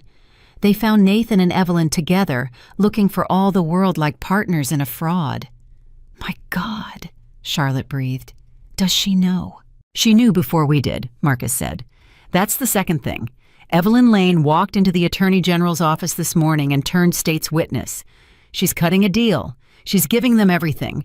Every email, every transfer, every document. She copied his whole laptop weeks ago, Charlotte. She's been building an escape hatch since the moment she realized his company was frozen, and now she's using it. She's trading Nathan for her own freedom." Charlotte closed her eyes. She thought about the woman in her cashmere robe, the woman who had smiled and touched the diamond at her throat and told Charlotte to read the agreement before she made a scene. She thought about how completely certain that woman had been that night that she had won. And she thought about how that same woman was now sitting in a government office dismantling the man she had won, brick by brick, to save herself. There was no triumph in it. Charlotte was surprised to find there was no triumph in it at all. There was only a strange hollow ache for two people who had been so busy trying to take everything that they had never once noticed they were building nothing. "What happens to Nathan?" Charlotte asked. "Nathan," Marcus said slowly, "is finished. Not in the way he thinks, where the company suffers and his reputation takes a hit. Finished in the real way: embezzlement, wire fraud, falsifying corporate records. And there's more, Charlotte, and this is the part that's going to be hardest for you to hear." He paused. "The auditors also found the paper trail on his attempt to sell your technology. 8 months ago, Nathan tried to sell licensing rights to your formulas to a group of foreign investors, rights he didn't own. He forged documents showing the foundation had approved the transfer. He forged your signature, Charlotte. He tried to sell your mother's life's work out from under both of you, using your name to do it and pocket the proceeds. Charlotte's hand tightened on the edge of the lab bench. She had known Nathan was capable of arrogance. She had known he was capable of cruelty, of blindness, of the casual selfishness that had let him hand her necklace to another woman without a flicker of shame. But this was something else. This was a man who had sat across from her at breakfast, who had slept in the same bed, who had let her carry his weight for 8 years, and who had the entire time been quietly preparing to sell the one thing that was hers, using a forgery of her own name. "He forged my signature," she said softly. "He forged your signature," Marcus said. "And Charlotte forgery in service of a multi-million-dollar fraudulent transfer is not a slap on the wrist. This is the thing that turns a financial scandal into a criminal case. This is the thing that puts a man in prison." For a long moment, Charlotte did not say anything. And then she did something that Marcus, who had known her mother, who had held her family's secrets for 2 decades, would tell people about for years afterward, as the moment he understood exactly what kind of woman Charlotte Hayes was. She did not celebrate. She did not gloat. She did not call the press. She said, "I want to see him, before the authorities do. I want to talk to him one time face to face, and then I never want to see him again as long as I live." "Charlotte, that's not a good idea. Anything you say to him could—" "I know the risks, Marcus," she said. "I'm not going to say anything I shouldn't. I just need to look at him one more time, not for him, for me. There's something I need to say, and if I don't say it, I'll carry it for the rest of my life, and I've carried enough of Nathan Whitmore already." Marcus sighed. "Then let me arrange it properly. Neutral ground, my office, I'll be present. And Charlotte, the moment it stops being what you need, we end it." They met the next afternoon in Marcus Reed's office. Nathan came in looking like a man who had aged a decade in a week. The confidence was gone. The charm was gone. The careful, handsome polish that had carried him through 1,000 rooms had cracked and fallen away, and underneath it was just a frightened, exhausted man who had finally run out of angles. He sat down across from Charlotte, and for a moment neither of them spoke. "They came to my house this morning," Nathan said finally. His voice was hollow. "The lawyers, my own lawyers. David, he resigned. He said he couldn't represent me anymore given what the audit found. He wouldn't even look at me, Charlotte. 12 years I paid that man, and he wouldn't look at me." Charlotte said nothing. She let him talk. "Evelyn's gone," Nathan went on, and his voice cracked on the name. "She turned on me. She went to the Attorney General. The woman I gave up everything for, and the second it got hard, she sold me to save herself. Do you understand what that feels like?" And here at last, Charlotte spoke. "Yes," she said quietly. "I understand exactly what that feels like. I understood it the night you handed her my necklace and told me to leave." Nathan flinched. "That's different," he said weakly. "It's not different, Nathan. It's the same thing. It's the exact same thing. You did to me what Evelyn just did to you. You found someone more convenient, and you sold the person who believed in you to get to them. The only difference is that when you did it to me, you thought you were the smartest man in the room, and now that it's been done to you, you finally understand it was never smart. It was just cruel." He put his face in his hands. "I'm going to lose everything," he said. "The company, the house, my freedom, maybe. Charlotte, they're talking about prison. Prison, over some accounting, over some paperwork." He looked up and his eyes were wet, and for one moment Charlotte saw the boy she had married, the nobody she had believed in, buried somewhere under all the ruin. "You could stop this. You have the foundation. You have the leverage. If you told the investors you'd keep the licenses active, if you told the authorities you didn't want to pursue the forgery, they'd back off. You could save me, Charlotte. You're the only one who can. After everything, you're still the only one who can." And there it was, even now, even at the very bottom. Even with the whole edifice of his life collapsing around him, Nathan Whitmore was still at his core, a man reaching for the woman who could save him. Not because he loved her, he had never loved her, but because saving him was what she was for in his mind, the way a wall is for leaning on the way the ground is for standing on. He had told her to leave and destroyed her and forged her name, and now he was asking her with tears in his eyes to catch him one more time. Charlotte looked at him for a long, long moment, and she was surprised again to find that she felt no anger. The anger had burned out somewhere in the last 2 weeks, and what was left in its place was something quieter and much harder to argue with. It was clarity. "No," she said, "just that. One word, soft and final and completely without cruelty, which somehow made it more devastating than any scream. Charlotte. No, Nathan, she says again. I'm not going to save you, and I want to tell you why, so you understand that it's not revenge, because I know that's how you'll want to explain it to yourself. It's easier for you if I'm the bitter woman getting her revenge, but that's not what this is. She leaned forward slightly. I'm not going to save you because you didn't get here by accident. You didn't stumble into fraud. You didn't trip and fall into forging my name on a document to sell my mother's life's work. You chose all of it deliberately over months while you were sleeping next to me and letting me do your work and telling me I was never the founder. Every single step you chose. And a person who chooses those things has to live in the world those choices built. That's not revenge, Nathan. That's just what it means to be a grown man. You are finally, for the first time in your life, going to be responsible for what you did. Nathan stared at her, and something in his face broke because on some level he knew she was right, and he had spent his whole life running from exactly this, from the simple, unbearable fact that a man is what he does. I thought Evelyn was the woman I wanted, he said, and his voice was barely a whisper now. I gave up everything for her, and she was nothing. She was smoke. I lost the woman who actually believed in me for a woman who never believed in anything. You didn't lose me because you chose her, Charlotte said. Nathan looked at her. You lost me because you never saw me, she said. Not once, not in 8 years. You looked at me every single day and you saw a wall to lean on and a mind to use and a name you could put in the corner where nobody would notice it. You never once saw a person. And a man who can't see the person standing right in front of him is always eventually going to reach for smoke. Evelyn didn't steal you from me, Nathan. You were never really with me. You were just standing next to me, using me to hold yourself up and calling it a marriage. The room was silent. Nathan opened his mouth and then closed it, because there was nothing left to say, because for the first time in his life, someone had told him the exact truth about himself, and there was no angle to escape it, and no charm that could dissolve it, and no wall left to lean on. Charlotte stood up. Goodbye, Nathan, she said. I hope someday after all of this is over you actually look at someone. I hope you learn how.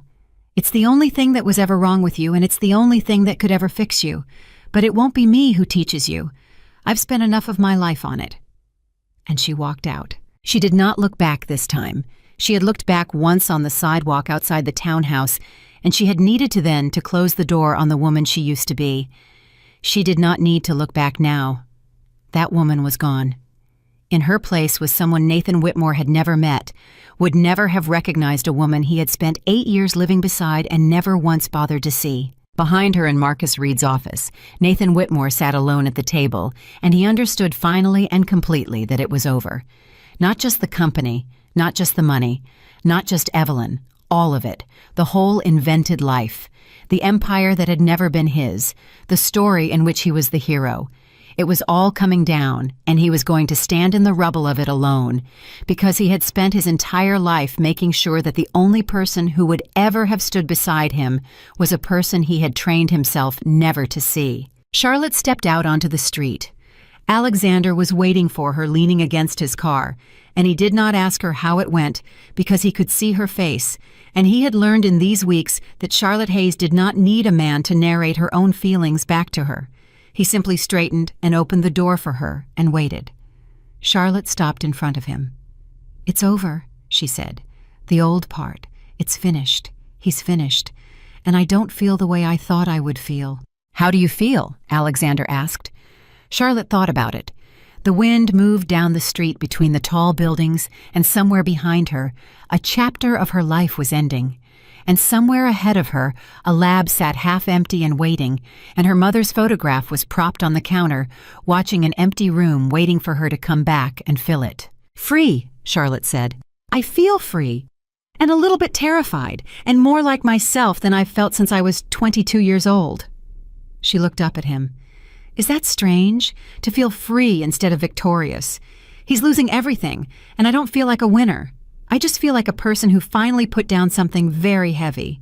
"It's not strange," Alexander said quietly. "It's the difference between the two of you. Nathan spent his whole life trying to win. You just wanted to be free. And the thing about people who only ever wanted to win is that even when they get everything, they never feel free. And the thing about people who wanted to be free is that the moment they get it, they realize they never needed to win at all. Charlotte looked at him for a long moment. "You're a strange man, Alexander Laurent," she said. "You keep saying things that sound like they cost you something to learn." "They did," he said, "every one of them." And then, because he had promised himself he would never push, he simply opened the car door a little wider. "Come on, you have a lab to get back to. And unless I'm mistaken, you have 400 people to save from a sinking ship and not a lot of time to do it." And Charlotte Hayes, who 2 weeks earlier had walked out of a townhouse with a single suitcase and nowhere to go, got into the car of the man who had only ever asked to watch her win and rode back toward the half-empty lab that was about to become the beginning of everything. While behind her, the empire that had been built on her forgotten name finished the long, slow work of falling down without her. The next morning, Charlotte Hayes did the hardest thing she had done since she walked out of the townhouse. She went back to Whitmore Beauty, not to gloat, not to survey the ruins. She went back because there were 400 people inside that building who had built their lives around a company that was about to disappear, and most of them had no idea yet that the ground was already gone from under their feet. She went back because she had spent 8 years walking those halls, invisibly nodding to the chemists, learning the names of the people in shipping, and she could not stomach the idea of letting them go down with a man who had never once cared whether they lived or died. She parked outside the building at 8 in the morning, and she sat there for a full minute before she went in, because the last time she had walked through those doors, she had been Nathan's wife, and now she was the woman who held the company's fate in her hands, and she wanted to make sure she walked in as the second one and not the first. The lobby went quiet when she stepped through the doors. People knew. Of course they knew. The whole company knew by now that the ex-wife they had barely noticed for 8 years was the one who owned the science, was the one whose signature had frozen. The plant was the reason the auditors had come. Some of them looked at her with fear, a few with resentment, but more of them, she noticed, looked at her with something else, something that surprised her, something that looked almost like hope, because a drowning person will grab any hand that reaches into the water, and Charlotte Hayes was the only person in that building who was not also drowning. She went straight to the research floor. The head of the lab was a woman named Priya Anand, a brilliant chemist Charlotte had worked beside for 6 years, a woman who had watched Charlotte solve problems that stumped the entire team and then watched Nathan take the credit at every launch. Priya stood up when Charlotte walked in, and for a moment the two women just looked at each other across the lab that Charlotte had built and Nathan had claimed. "Is it true?" Priya asked quietly. "All of it. The patents, the forgery, everything they're saying." "It's true," Charlotte said. "I'm sorry, Priya. I know what this building means to you. I know what the work means to you. I'm not here to make it worse." "Then why are you here?" Priya said, and there was no accusation in it, only exhaustion. "The company's finished, Charlotte. Everyone knows it. Without your technology, there's no product, and you're never giving the technology back, are you?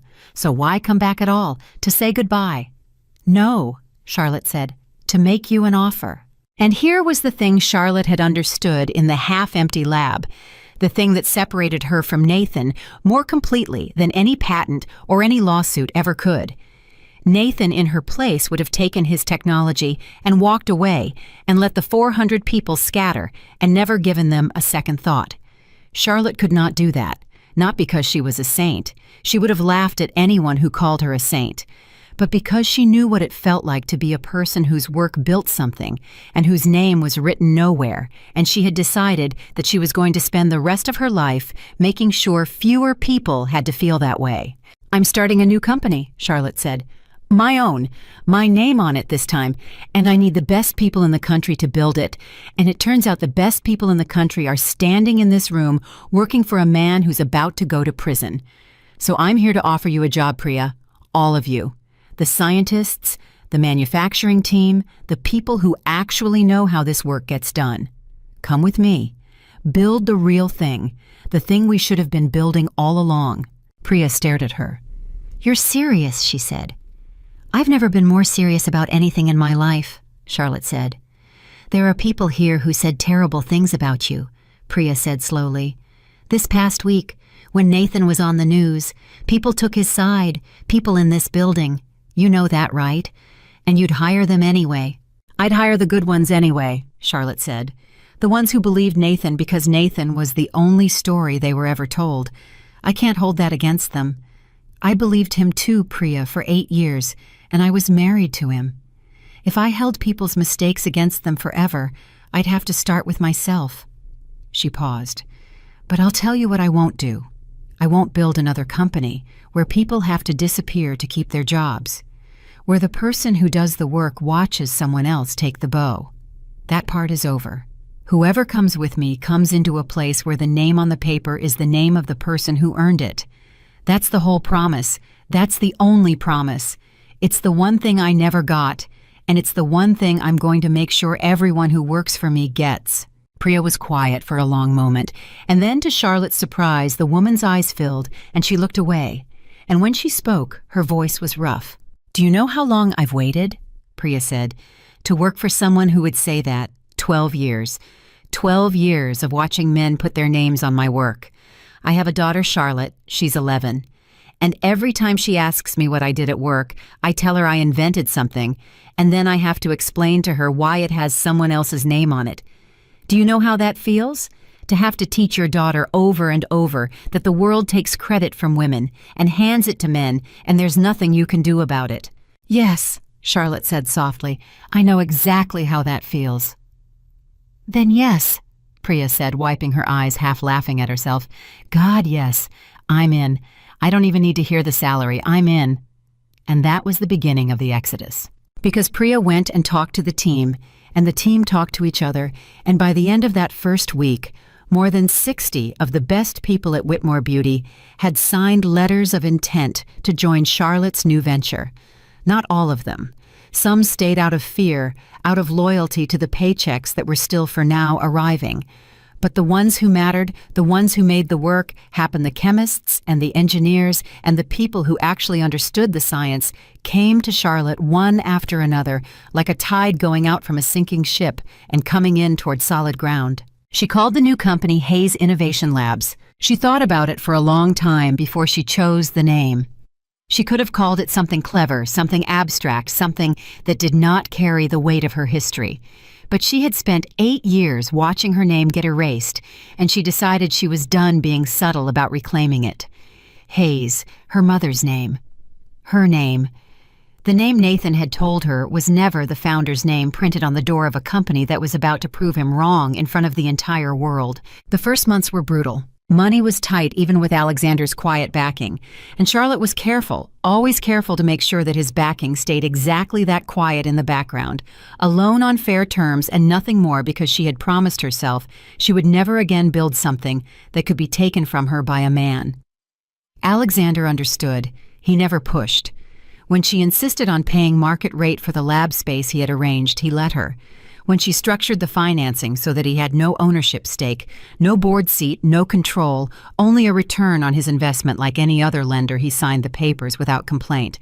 And Charlotte understood that this was the whole difference between Alexander Laurent and Nathan Whitmore, that one of them wanted to own her and the other one wanted to watch her own herself. "You know," Alexander said one night months into it when he had come by the lab at 10 in the evening to find her still working, "most people, when someone offers them help, they take as much of it as they can get. You do the opposite. You take as little as you possibly can. Sometimes I think you'd rather fail on your own than succeed with my help."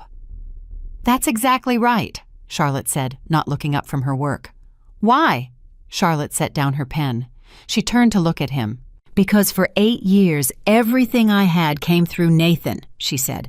"The house was his. The company was his. The money was his. My whole life was borrowed from him, and I told myself it was ours. And then one night, he handed it all to another woman and told me to leave, and I found out how much of my life was actually mine. It was one suitcase, Alexander. 8 years, and it fit in one suitcase." She held his gaze. "I am never going to be in that position again. I am never going to build a life that a man can take away from me in one night. And that means I have to build it myself with my own money and my own name and my own 2 hands, even if it's slower, even if it's harder, even if it costs me things I could have had for free. Because free was never free. Free was just a debt I couldn't see until the bill came due. Alexander was quiet for a moment. "Your mother built the foundation the same way," he said. "Did you know that? She turned down partners for years. People who could have made her rich faster. She said she'd rather own a small thing completely than a large thing partly. Marcus told me once that people thought she was difficult, stubborn, a woman who didn't know how to take yes for an answer." He smiled slightly. "You're just like her. I mean that as the highest compliment I know how to give." Charlotte felt something catch in her throat. "I used to think being like her was a burden," she said. "Something to live up to, something I'd always fall short of." She looked around the lab at the equipment, at the people's coats on the hooks, at the whiteboards covered in her own handwriting, at her mother's photograph, propped in its usual place on the counter. "Now I think it might just be who I am, and I think I'm okay with that. For the first time, I'm okay with that." And then Charlotte did the thing that would define the entire second half of her life, the thing that would years later be the reason her name was known around the world, and it had nothing to do with Nathan Whitmore at all. She chose the first product. Everyone expected a luxury product. That was the money, after all. That was where the market was, where the margins were, where a new company could make its name fast and make its founders rich.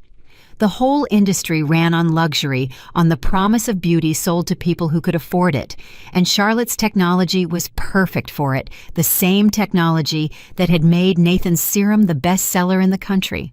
Charlotte chose something else. She sat her team down in a conference room one morning, and she told them that the first major project of Hayes Innovation Labs was not going to be a luxury serum. It was going to be a treatment for burn survivors. A medical-grade therapy designed to help people whose skin had been damaged by fire, by accident, by violence, by all the terrible things that happen to human bodies recover not just physically, but in the harder places too, to help them feel like themselves again in a world that stares. The room was silent. "That's not where the money is," someone finally said. It was not an objection exactly. It was a fact offered gently, the way a person points out that the road ahead is longer than the one you meant to take. "I know," Charlotte said. "The margins are terrible. The regulatory path is a nightmare. It'll take years. And there are maybe a dozen companies in the world with the science to do it, and every one of them decided it wasn't worth the trouble." She looked around the room. "I want to do it anyway, and I'll tell you why, and then if any of you think I'm making a mistake, you can tell me so, and I'll listen, because I promised myself I'd run this place differently." She stood up. "For 8 years," she said, "I built products that made rich people look a little less tired. That's what the serum was. That's what all of it was. Expensive ways for comfortable people to feel a little better about their faces. And I told myself the science was worthwhile because the science was hard, and I was good at it, and it was mine. But it never mattered. Not really. Nobody's life was ever better because of anything I made. It just made a man rich, and it made me invisible, and at the end of 8 years I had nothing to show for my life's work except a best-selling serum with someone else's name on it." Her voice was steady and quiet, and it filled the room. "I'm not doing that again. If I'm going to spend the rest of my life in a lab, if this is going to be the thing my name is on, then I want it to matter. I want to make something that changes a person's life instead of their skincare routine." I met a woman last month, a burn survivor at a fundraiser. She was 26. She'd stopped leaving her house. She told me she hadn't looked in a mirror in 2 years. And I thought, I have the technology to help her. I have it right now sitting in my patents, doing nothing but making rich people's foreheads smoother. That's obscene, that I would have that and use it for that when I could use it for her. She looked around the room. "So that's what we're going to do. And it's going to be hard, and it's going to be slow, and it might not make any of us rich.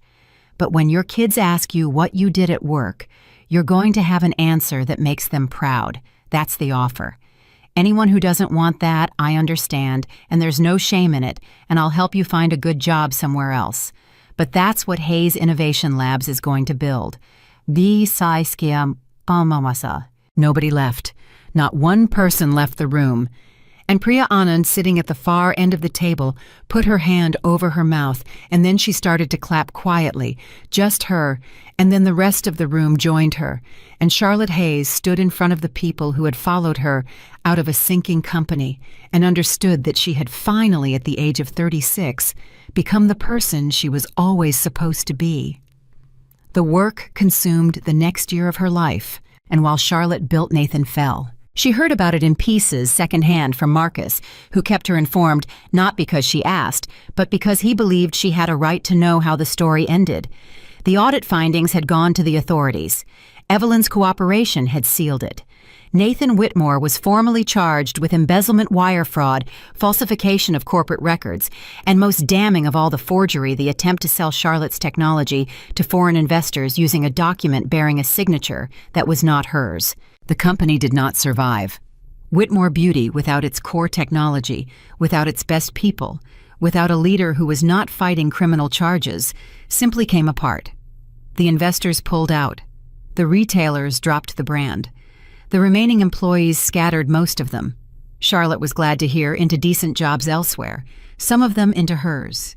The offices closed, the townhouse was sold to pay legal fees, and Nathan Whitmore, who had once stood at the top of one of the fastest-growing companies in America, found himself facing the very real possibility of prison, with no company, no wife, no Evelyn, and no angle left to play. Evelyn Lane cut her deal and walked away with a lighter sentence, some probation, and a reputation so thoroughly destroyed that she left the state entirely and was not heard from again. She had come back into Nathan's life for the money, and she left it with nothing but her freedom, which Charlotte reflected was more than Nathan would get and more than she deserved, and about what you would expect for a woman who had built her whole life on the strategy of always having something to sell. Charlotte did not celebrate any of it. That was the part that people found hardest to understand. When Marcus told her that Nathan had been formally charged, she did not smile. When he told her the company had folded, she felt only a dull sadness for the 400 people, even though she had saved as many of them as she could. And when he told her months later that Nathan had pleaded guilty in exchange for a reduced sentence that he would serve time, actual time in an actual prison, she sat with the news for a long while, and the only thing she felt was a strange, quiet grief for the boy she had married a lifetime ago, the nobody she had believed in who had chosen at every fork in the road the path that led here. "You don't seem happy," Marcus observed, watching her face. "Most people in your position would be popping champagne. The man who destroyed your life is going to prison, and the company he stole from you is gone, and you're building an empire of your own. You won, Charlotte. You won completely. Why aren't you celebrating?" Charlotte thought about it for a long time. "Because winning was never the point," she finally said. "That's what I keep trying to explain to people, and nobody understands it. I never wanted to beat Nathan. I wanted to be free of him. And there's a difference, Marcus. Beating someone means your life is still about them. It means you're still keeping score. It means some part of you is still standing in that dining room holding a gift waiting for a man to see you." She shook her head. "I don't want to spend one more minute of my life in that dining room. Nathan going to prison doesn't make me free. My lab makes me free. Priya's daughter being proud of her mother makes me free. That 26-year-old woman looking in a mirror again someday, if we can pull it off, that makes me free. Nathan is just a thing that happened to me. He's not the story anymore. He hasn't been the story for a long time." She looked at Marcus. "Winning isn't watching him lose. Winning is not needing him to lose. It's not needing him at all. And I don't. I haven't for months.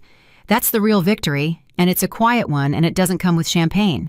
"Inatawa, ikamamami." Marcus looked at her for a long moment, and then he nodded slowly, and he said something that Charlotte would remember for the rest of her life. "Your mother would not have been proud of you," he said. "She would have been something better than proud.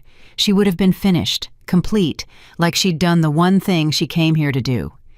He smiled, and his eyes were bright. "She spent her whole life afraid the world would take everything from you, and here you are taking it all back and building something she never got to build and doing it with your name on the door. She can rest now, Charlotte, wherever she is. Because of you, she can finally rest." Charlotte did not trust herself to speak for a moment. "Thank you, Marcus," she said finally. for keeping the key, for 20 years, for never once telling me to just let it go and be happy with what Nathan gave me. You could have. Everyone else did. I made your mother a promise, Marcus said simply. The last thing she ever asked me was to make sure the world couldn't erase you. It's the only promise I've ever been genuinely afraid of breaking. He stood up and gathered his coat. And now I get to keep it. So thank you, Charlotte, for becoming someone worth protecting. It's the greatest professional honor of my life, and I've had a long career. He left, and Charlotte sat alone in her office, in the company that bore her name, in the life she had built from a single suitcase, and she let herself cry.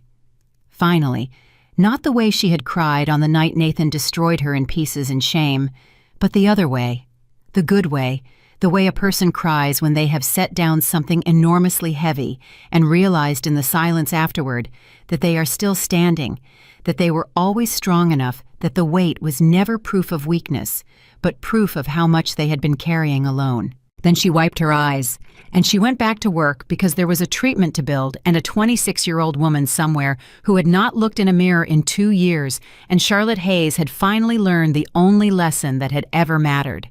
She had learned that she had never lost everything on the night Nathan told her to leave. She had lost one man who had refused for 8 years to see her, and in losing him in the wreckage of everything she thought she needed, she had found the one thing no one had ever been able to give her and no one would ever be able to take away. She had found herself, and she was, it turned out, more than enough.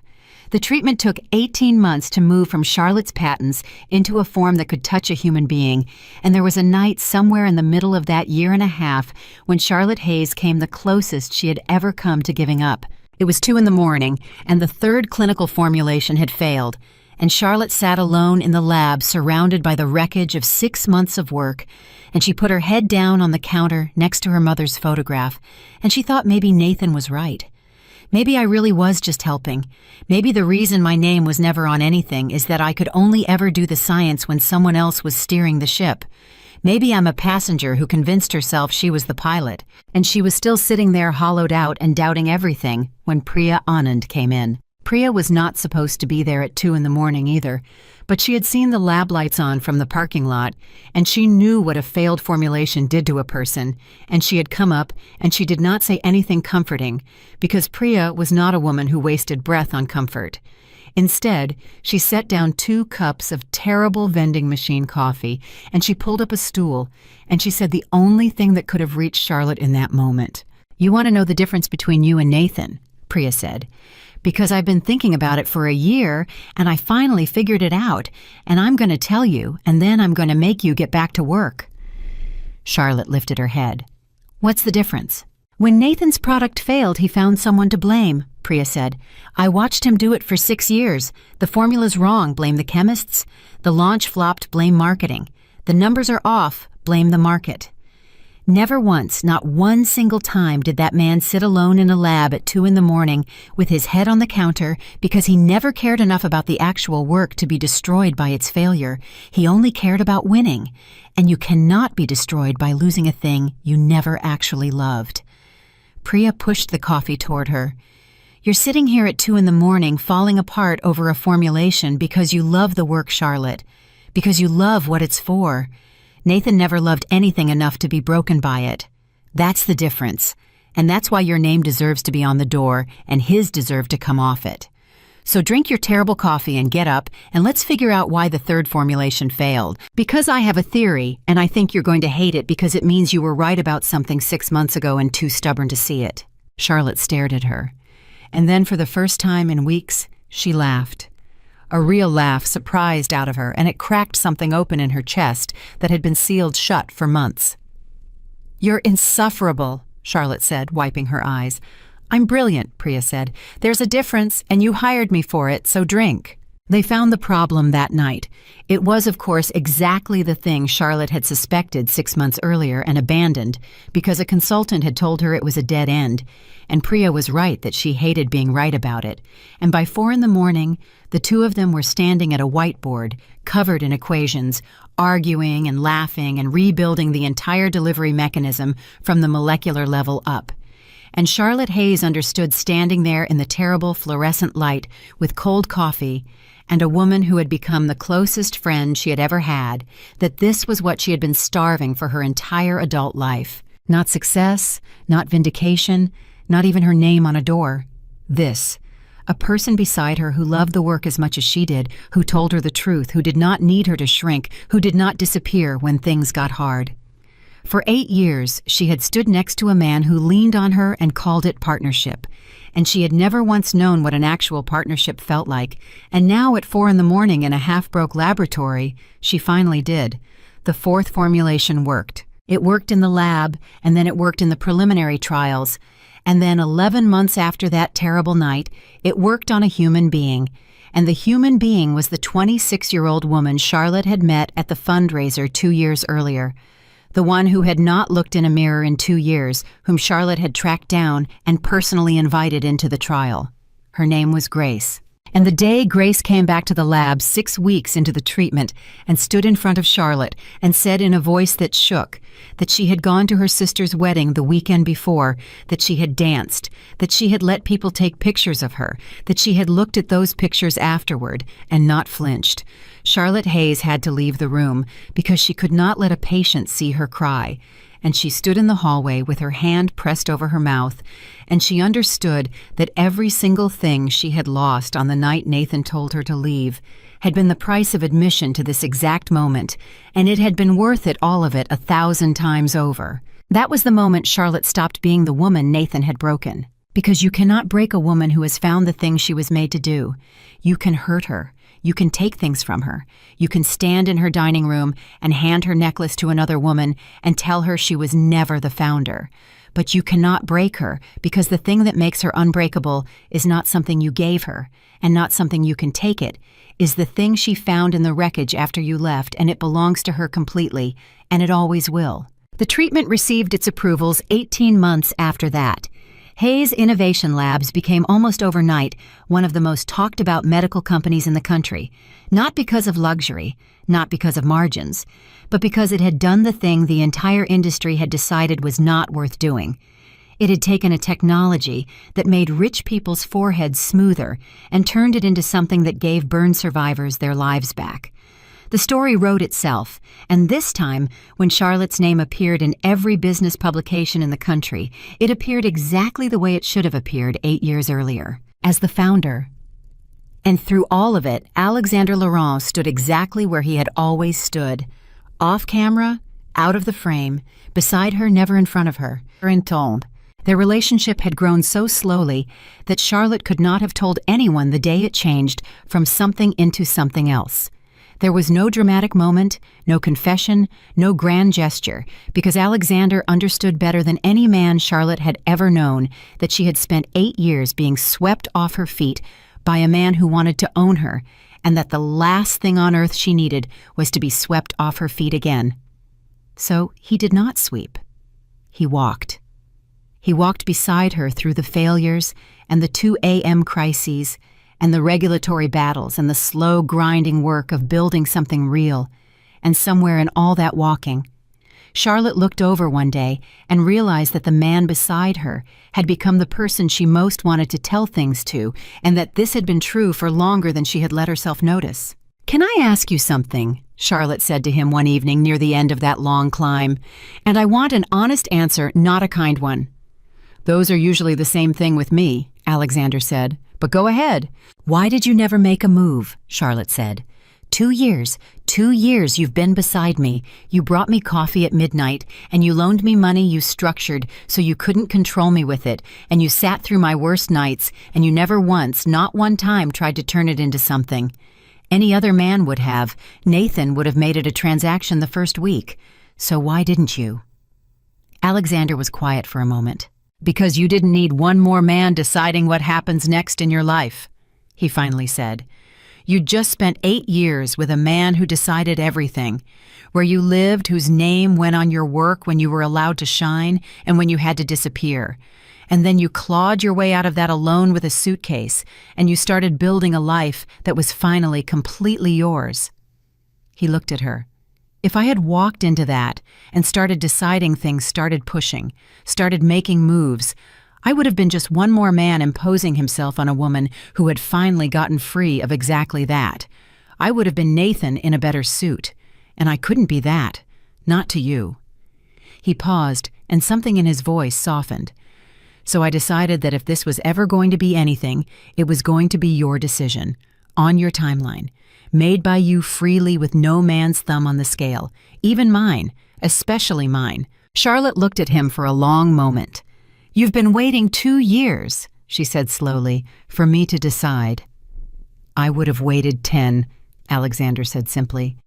"You were worth waiting for, and more than that, you'd earned the right to choose. After what you went through, the very least the world owed you was one man who would let you choose."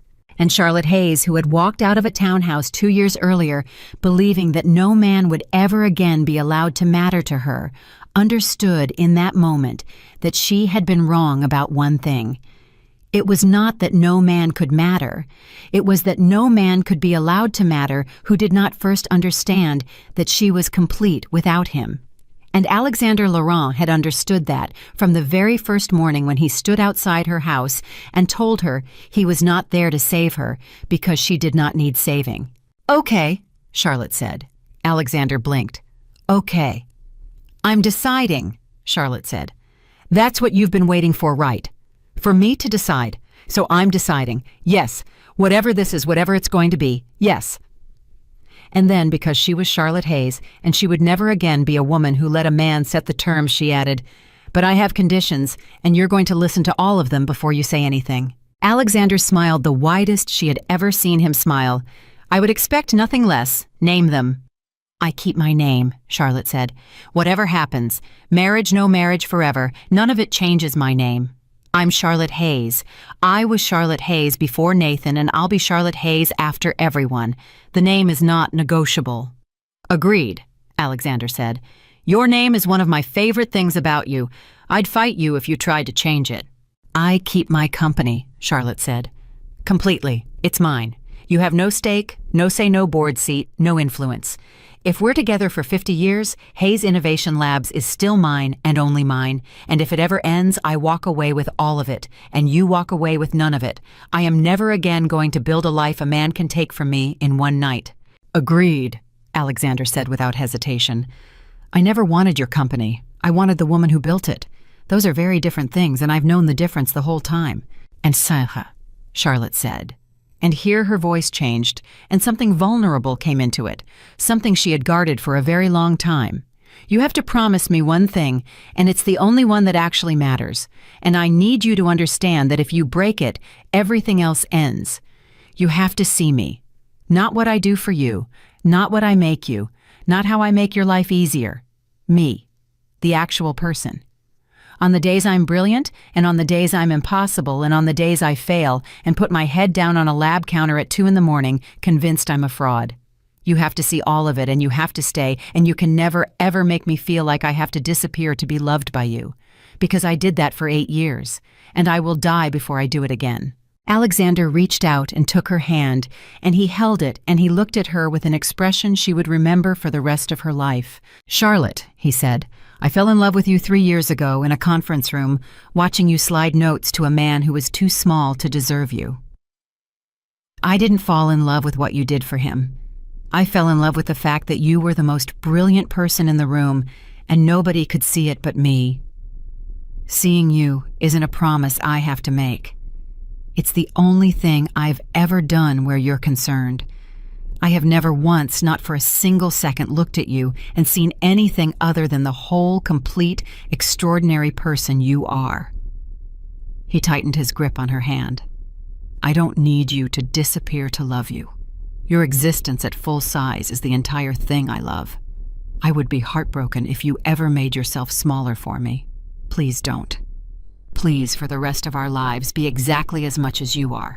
And Charlotte Hayes, who had been told by one man that she was never the founder, heard another man tell her that her existence at full size was the whole thing he loved, and she understood finally and completely the difference between the two of them, and the difference was everything.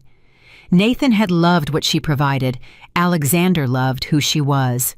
He proposed a year later, and he did it exactly the way she would have wanted, which is to say quietly with no cameras, no audience, no expensive performance designed to impress the world.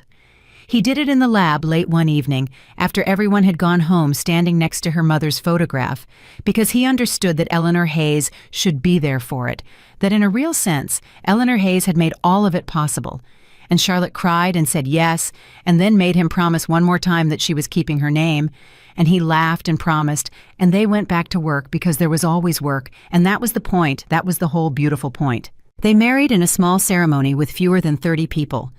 Marcus Reed gave a speech that made everyone cry. Priya Anand was the maid of honor, and Grace, the 26-year-old who had danced at her sister's wedding, was there too, and when Charlotte looked out at the small crowd, she realized that every single person in it was someone who had seen her, the real her, the full-sized her, and that she had built a life surrounded entirely by people who did not need her to disappear. She thought about Nathan exactly once that day, not with anger, not with triumph. She simply thought for one brief moment about the man who had told her to leave, and she felt something that had taken her 3 years to arrive at. And it was not hatred, and it was not forgiveness exactly. It was something quieter and more final than either. It was indifference. Nathan Whitmore had become at last what he had never been able to imagine becoming. He had become someone who did not matter. He was a thing that had happened to her a long time ago, and the happening had hurt, and the hurt had made her. And now she was made, and she did not need him, even as a villain anymore. That was the real ending of Nathan Whitmore. Not prison, though he went to prison. Not the ruined company, though the company was ruined. Not the public disgrace, though he was disgraced. The real ending was that the woman he had spent 8 years erasing became so completely herself that he vanished from her thoughts entirely, and a man who has built his whole life on being seen cannot survive being forgotten by the one person who ever truly knew him. He apologized once years later. He wrote her a letter from wherever he was rebuilding whatever was left of his life, and it found its way to her through Marcus, and Charlotte read it standing in her office in the company that bore her name. It was a good letter, as those things go. He admitted what he had done. He said he had thought Evelyn was the woman he wanted, and that he had lost the woman who truly believed in him. He said he understood now too late what he had thrown away. And Charlotte read it, and she felt the old ghost of the thing. She used to feel the pull to respond, to soften, to help to be the woman who fixed him, and she noticed the pull, and she let it pass through her without acting on it, the way you notice a habit you used to have, and are glad you broke. She wrote back 4 sentences. It was more than he deserved and less than he wanted, and it was exactly right. She wrote, "You didn't lose me because you chose her. You lost me because you never saw me. I hope someday you learn to actually look at a person because it's the only thing that was ever wrong with you. But it will never again be my job to teach you." Then she put the letter in a drawer, and she closed the drawer, and she never thought about Nathan Whitmore in any serious way again. The Hayes Innovation Center opened 4 years after Charlotte walked out of the townhouse with a single suitcase. It was a research facility dedicated entirely to medical applications of the technology her mother had spent her life developing, a place where burn survivors and accident victims and people the beauty industry had decided were not profitable enough to help could come and be helped. And Charlotte's name was on the building. Not Nathan's, not Alexander's, not anyone's but hers, and through hers, her mother's, because the name Hayes belonged to both of them and always had.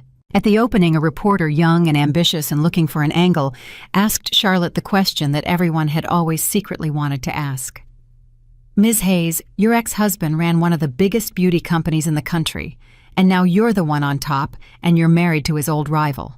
A lot of people would call that the perfect revenge. Is that what this is? Is this your revenge against Nathan Whitmore?" The room went quiet. Everyone waited. Charlotte smiled. "No," she said.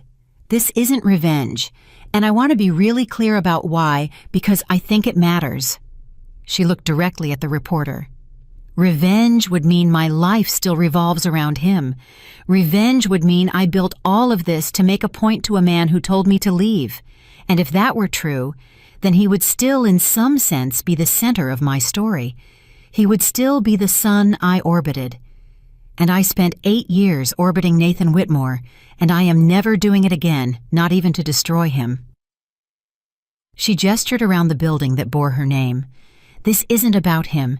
He isn't in this building. He isn't in my marriage. He isn't in my work. He is a thing that happened to me a long time ago, and the best revenge, if you insist on calling it that, is that I don't think about him at all. My life doesn't revolve around Nathan Whitmore. It doesn't revolve around Alexander Laurent either, and he'd be the first to tell you so." She paused.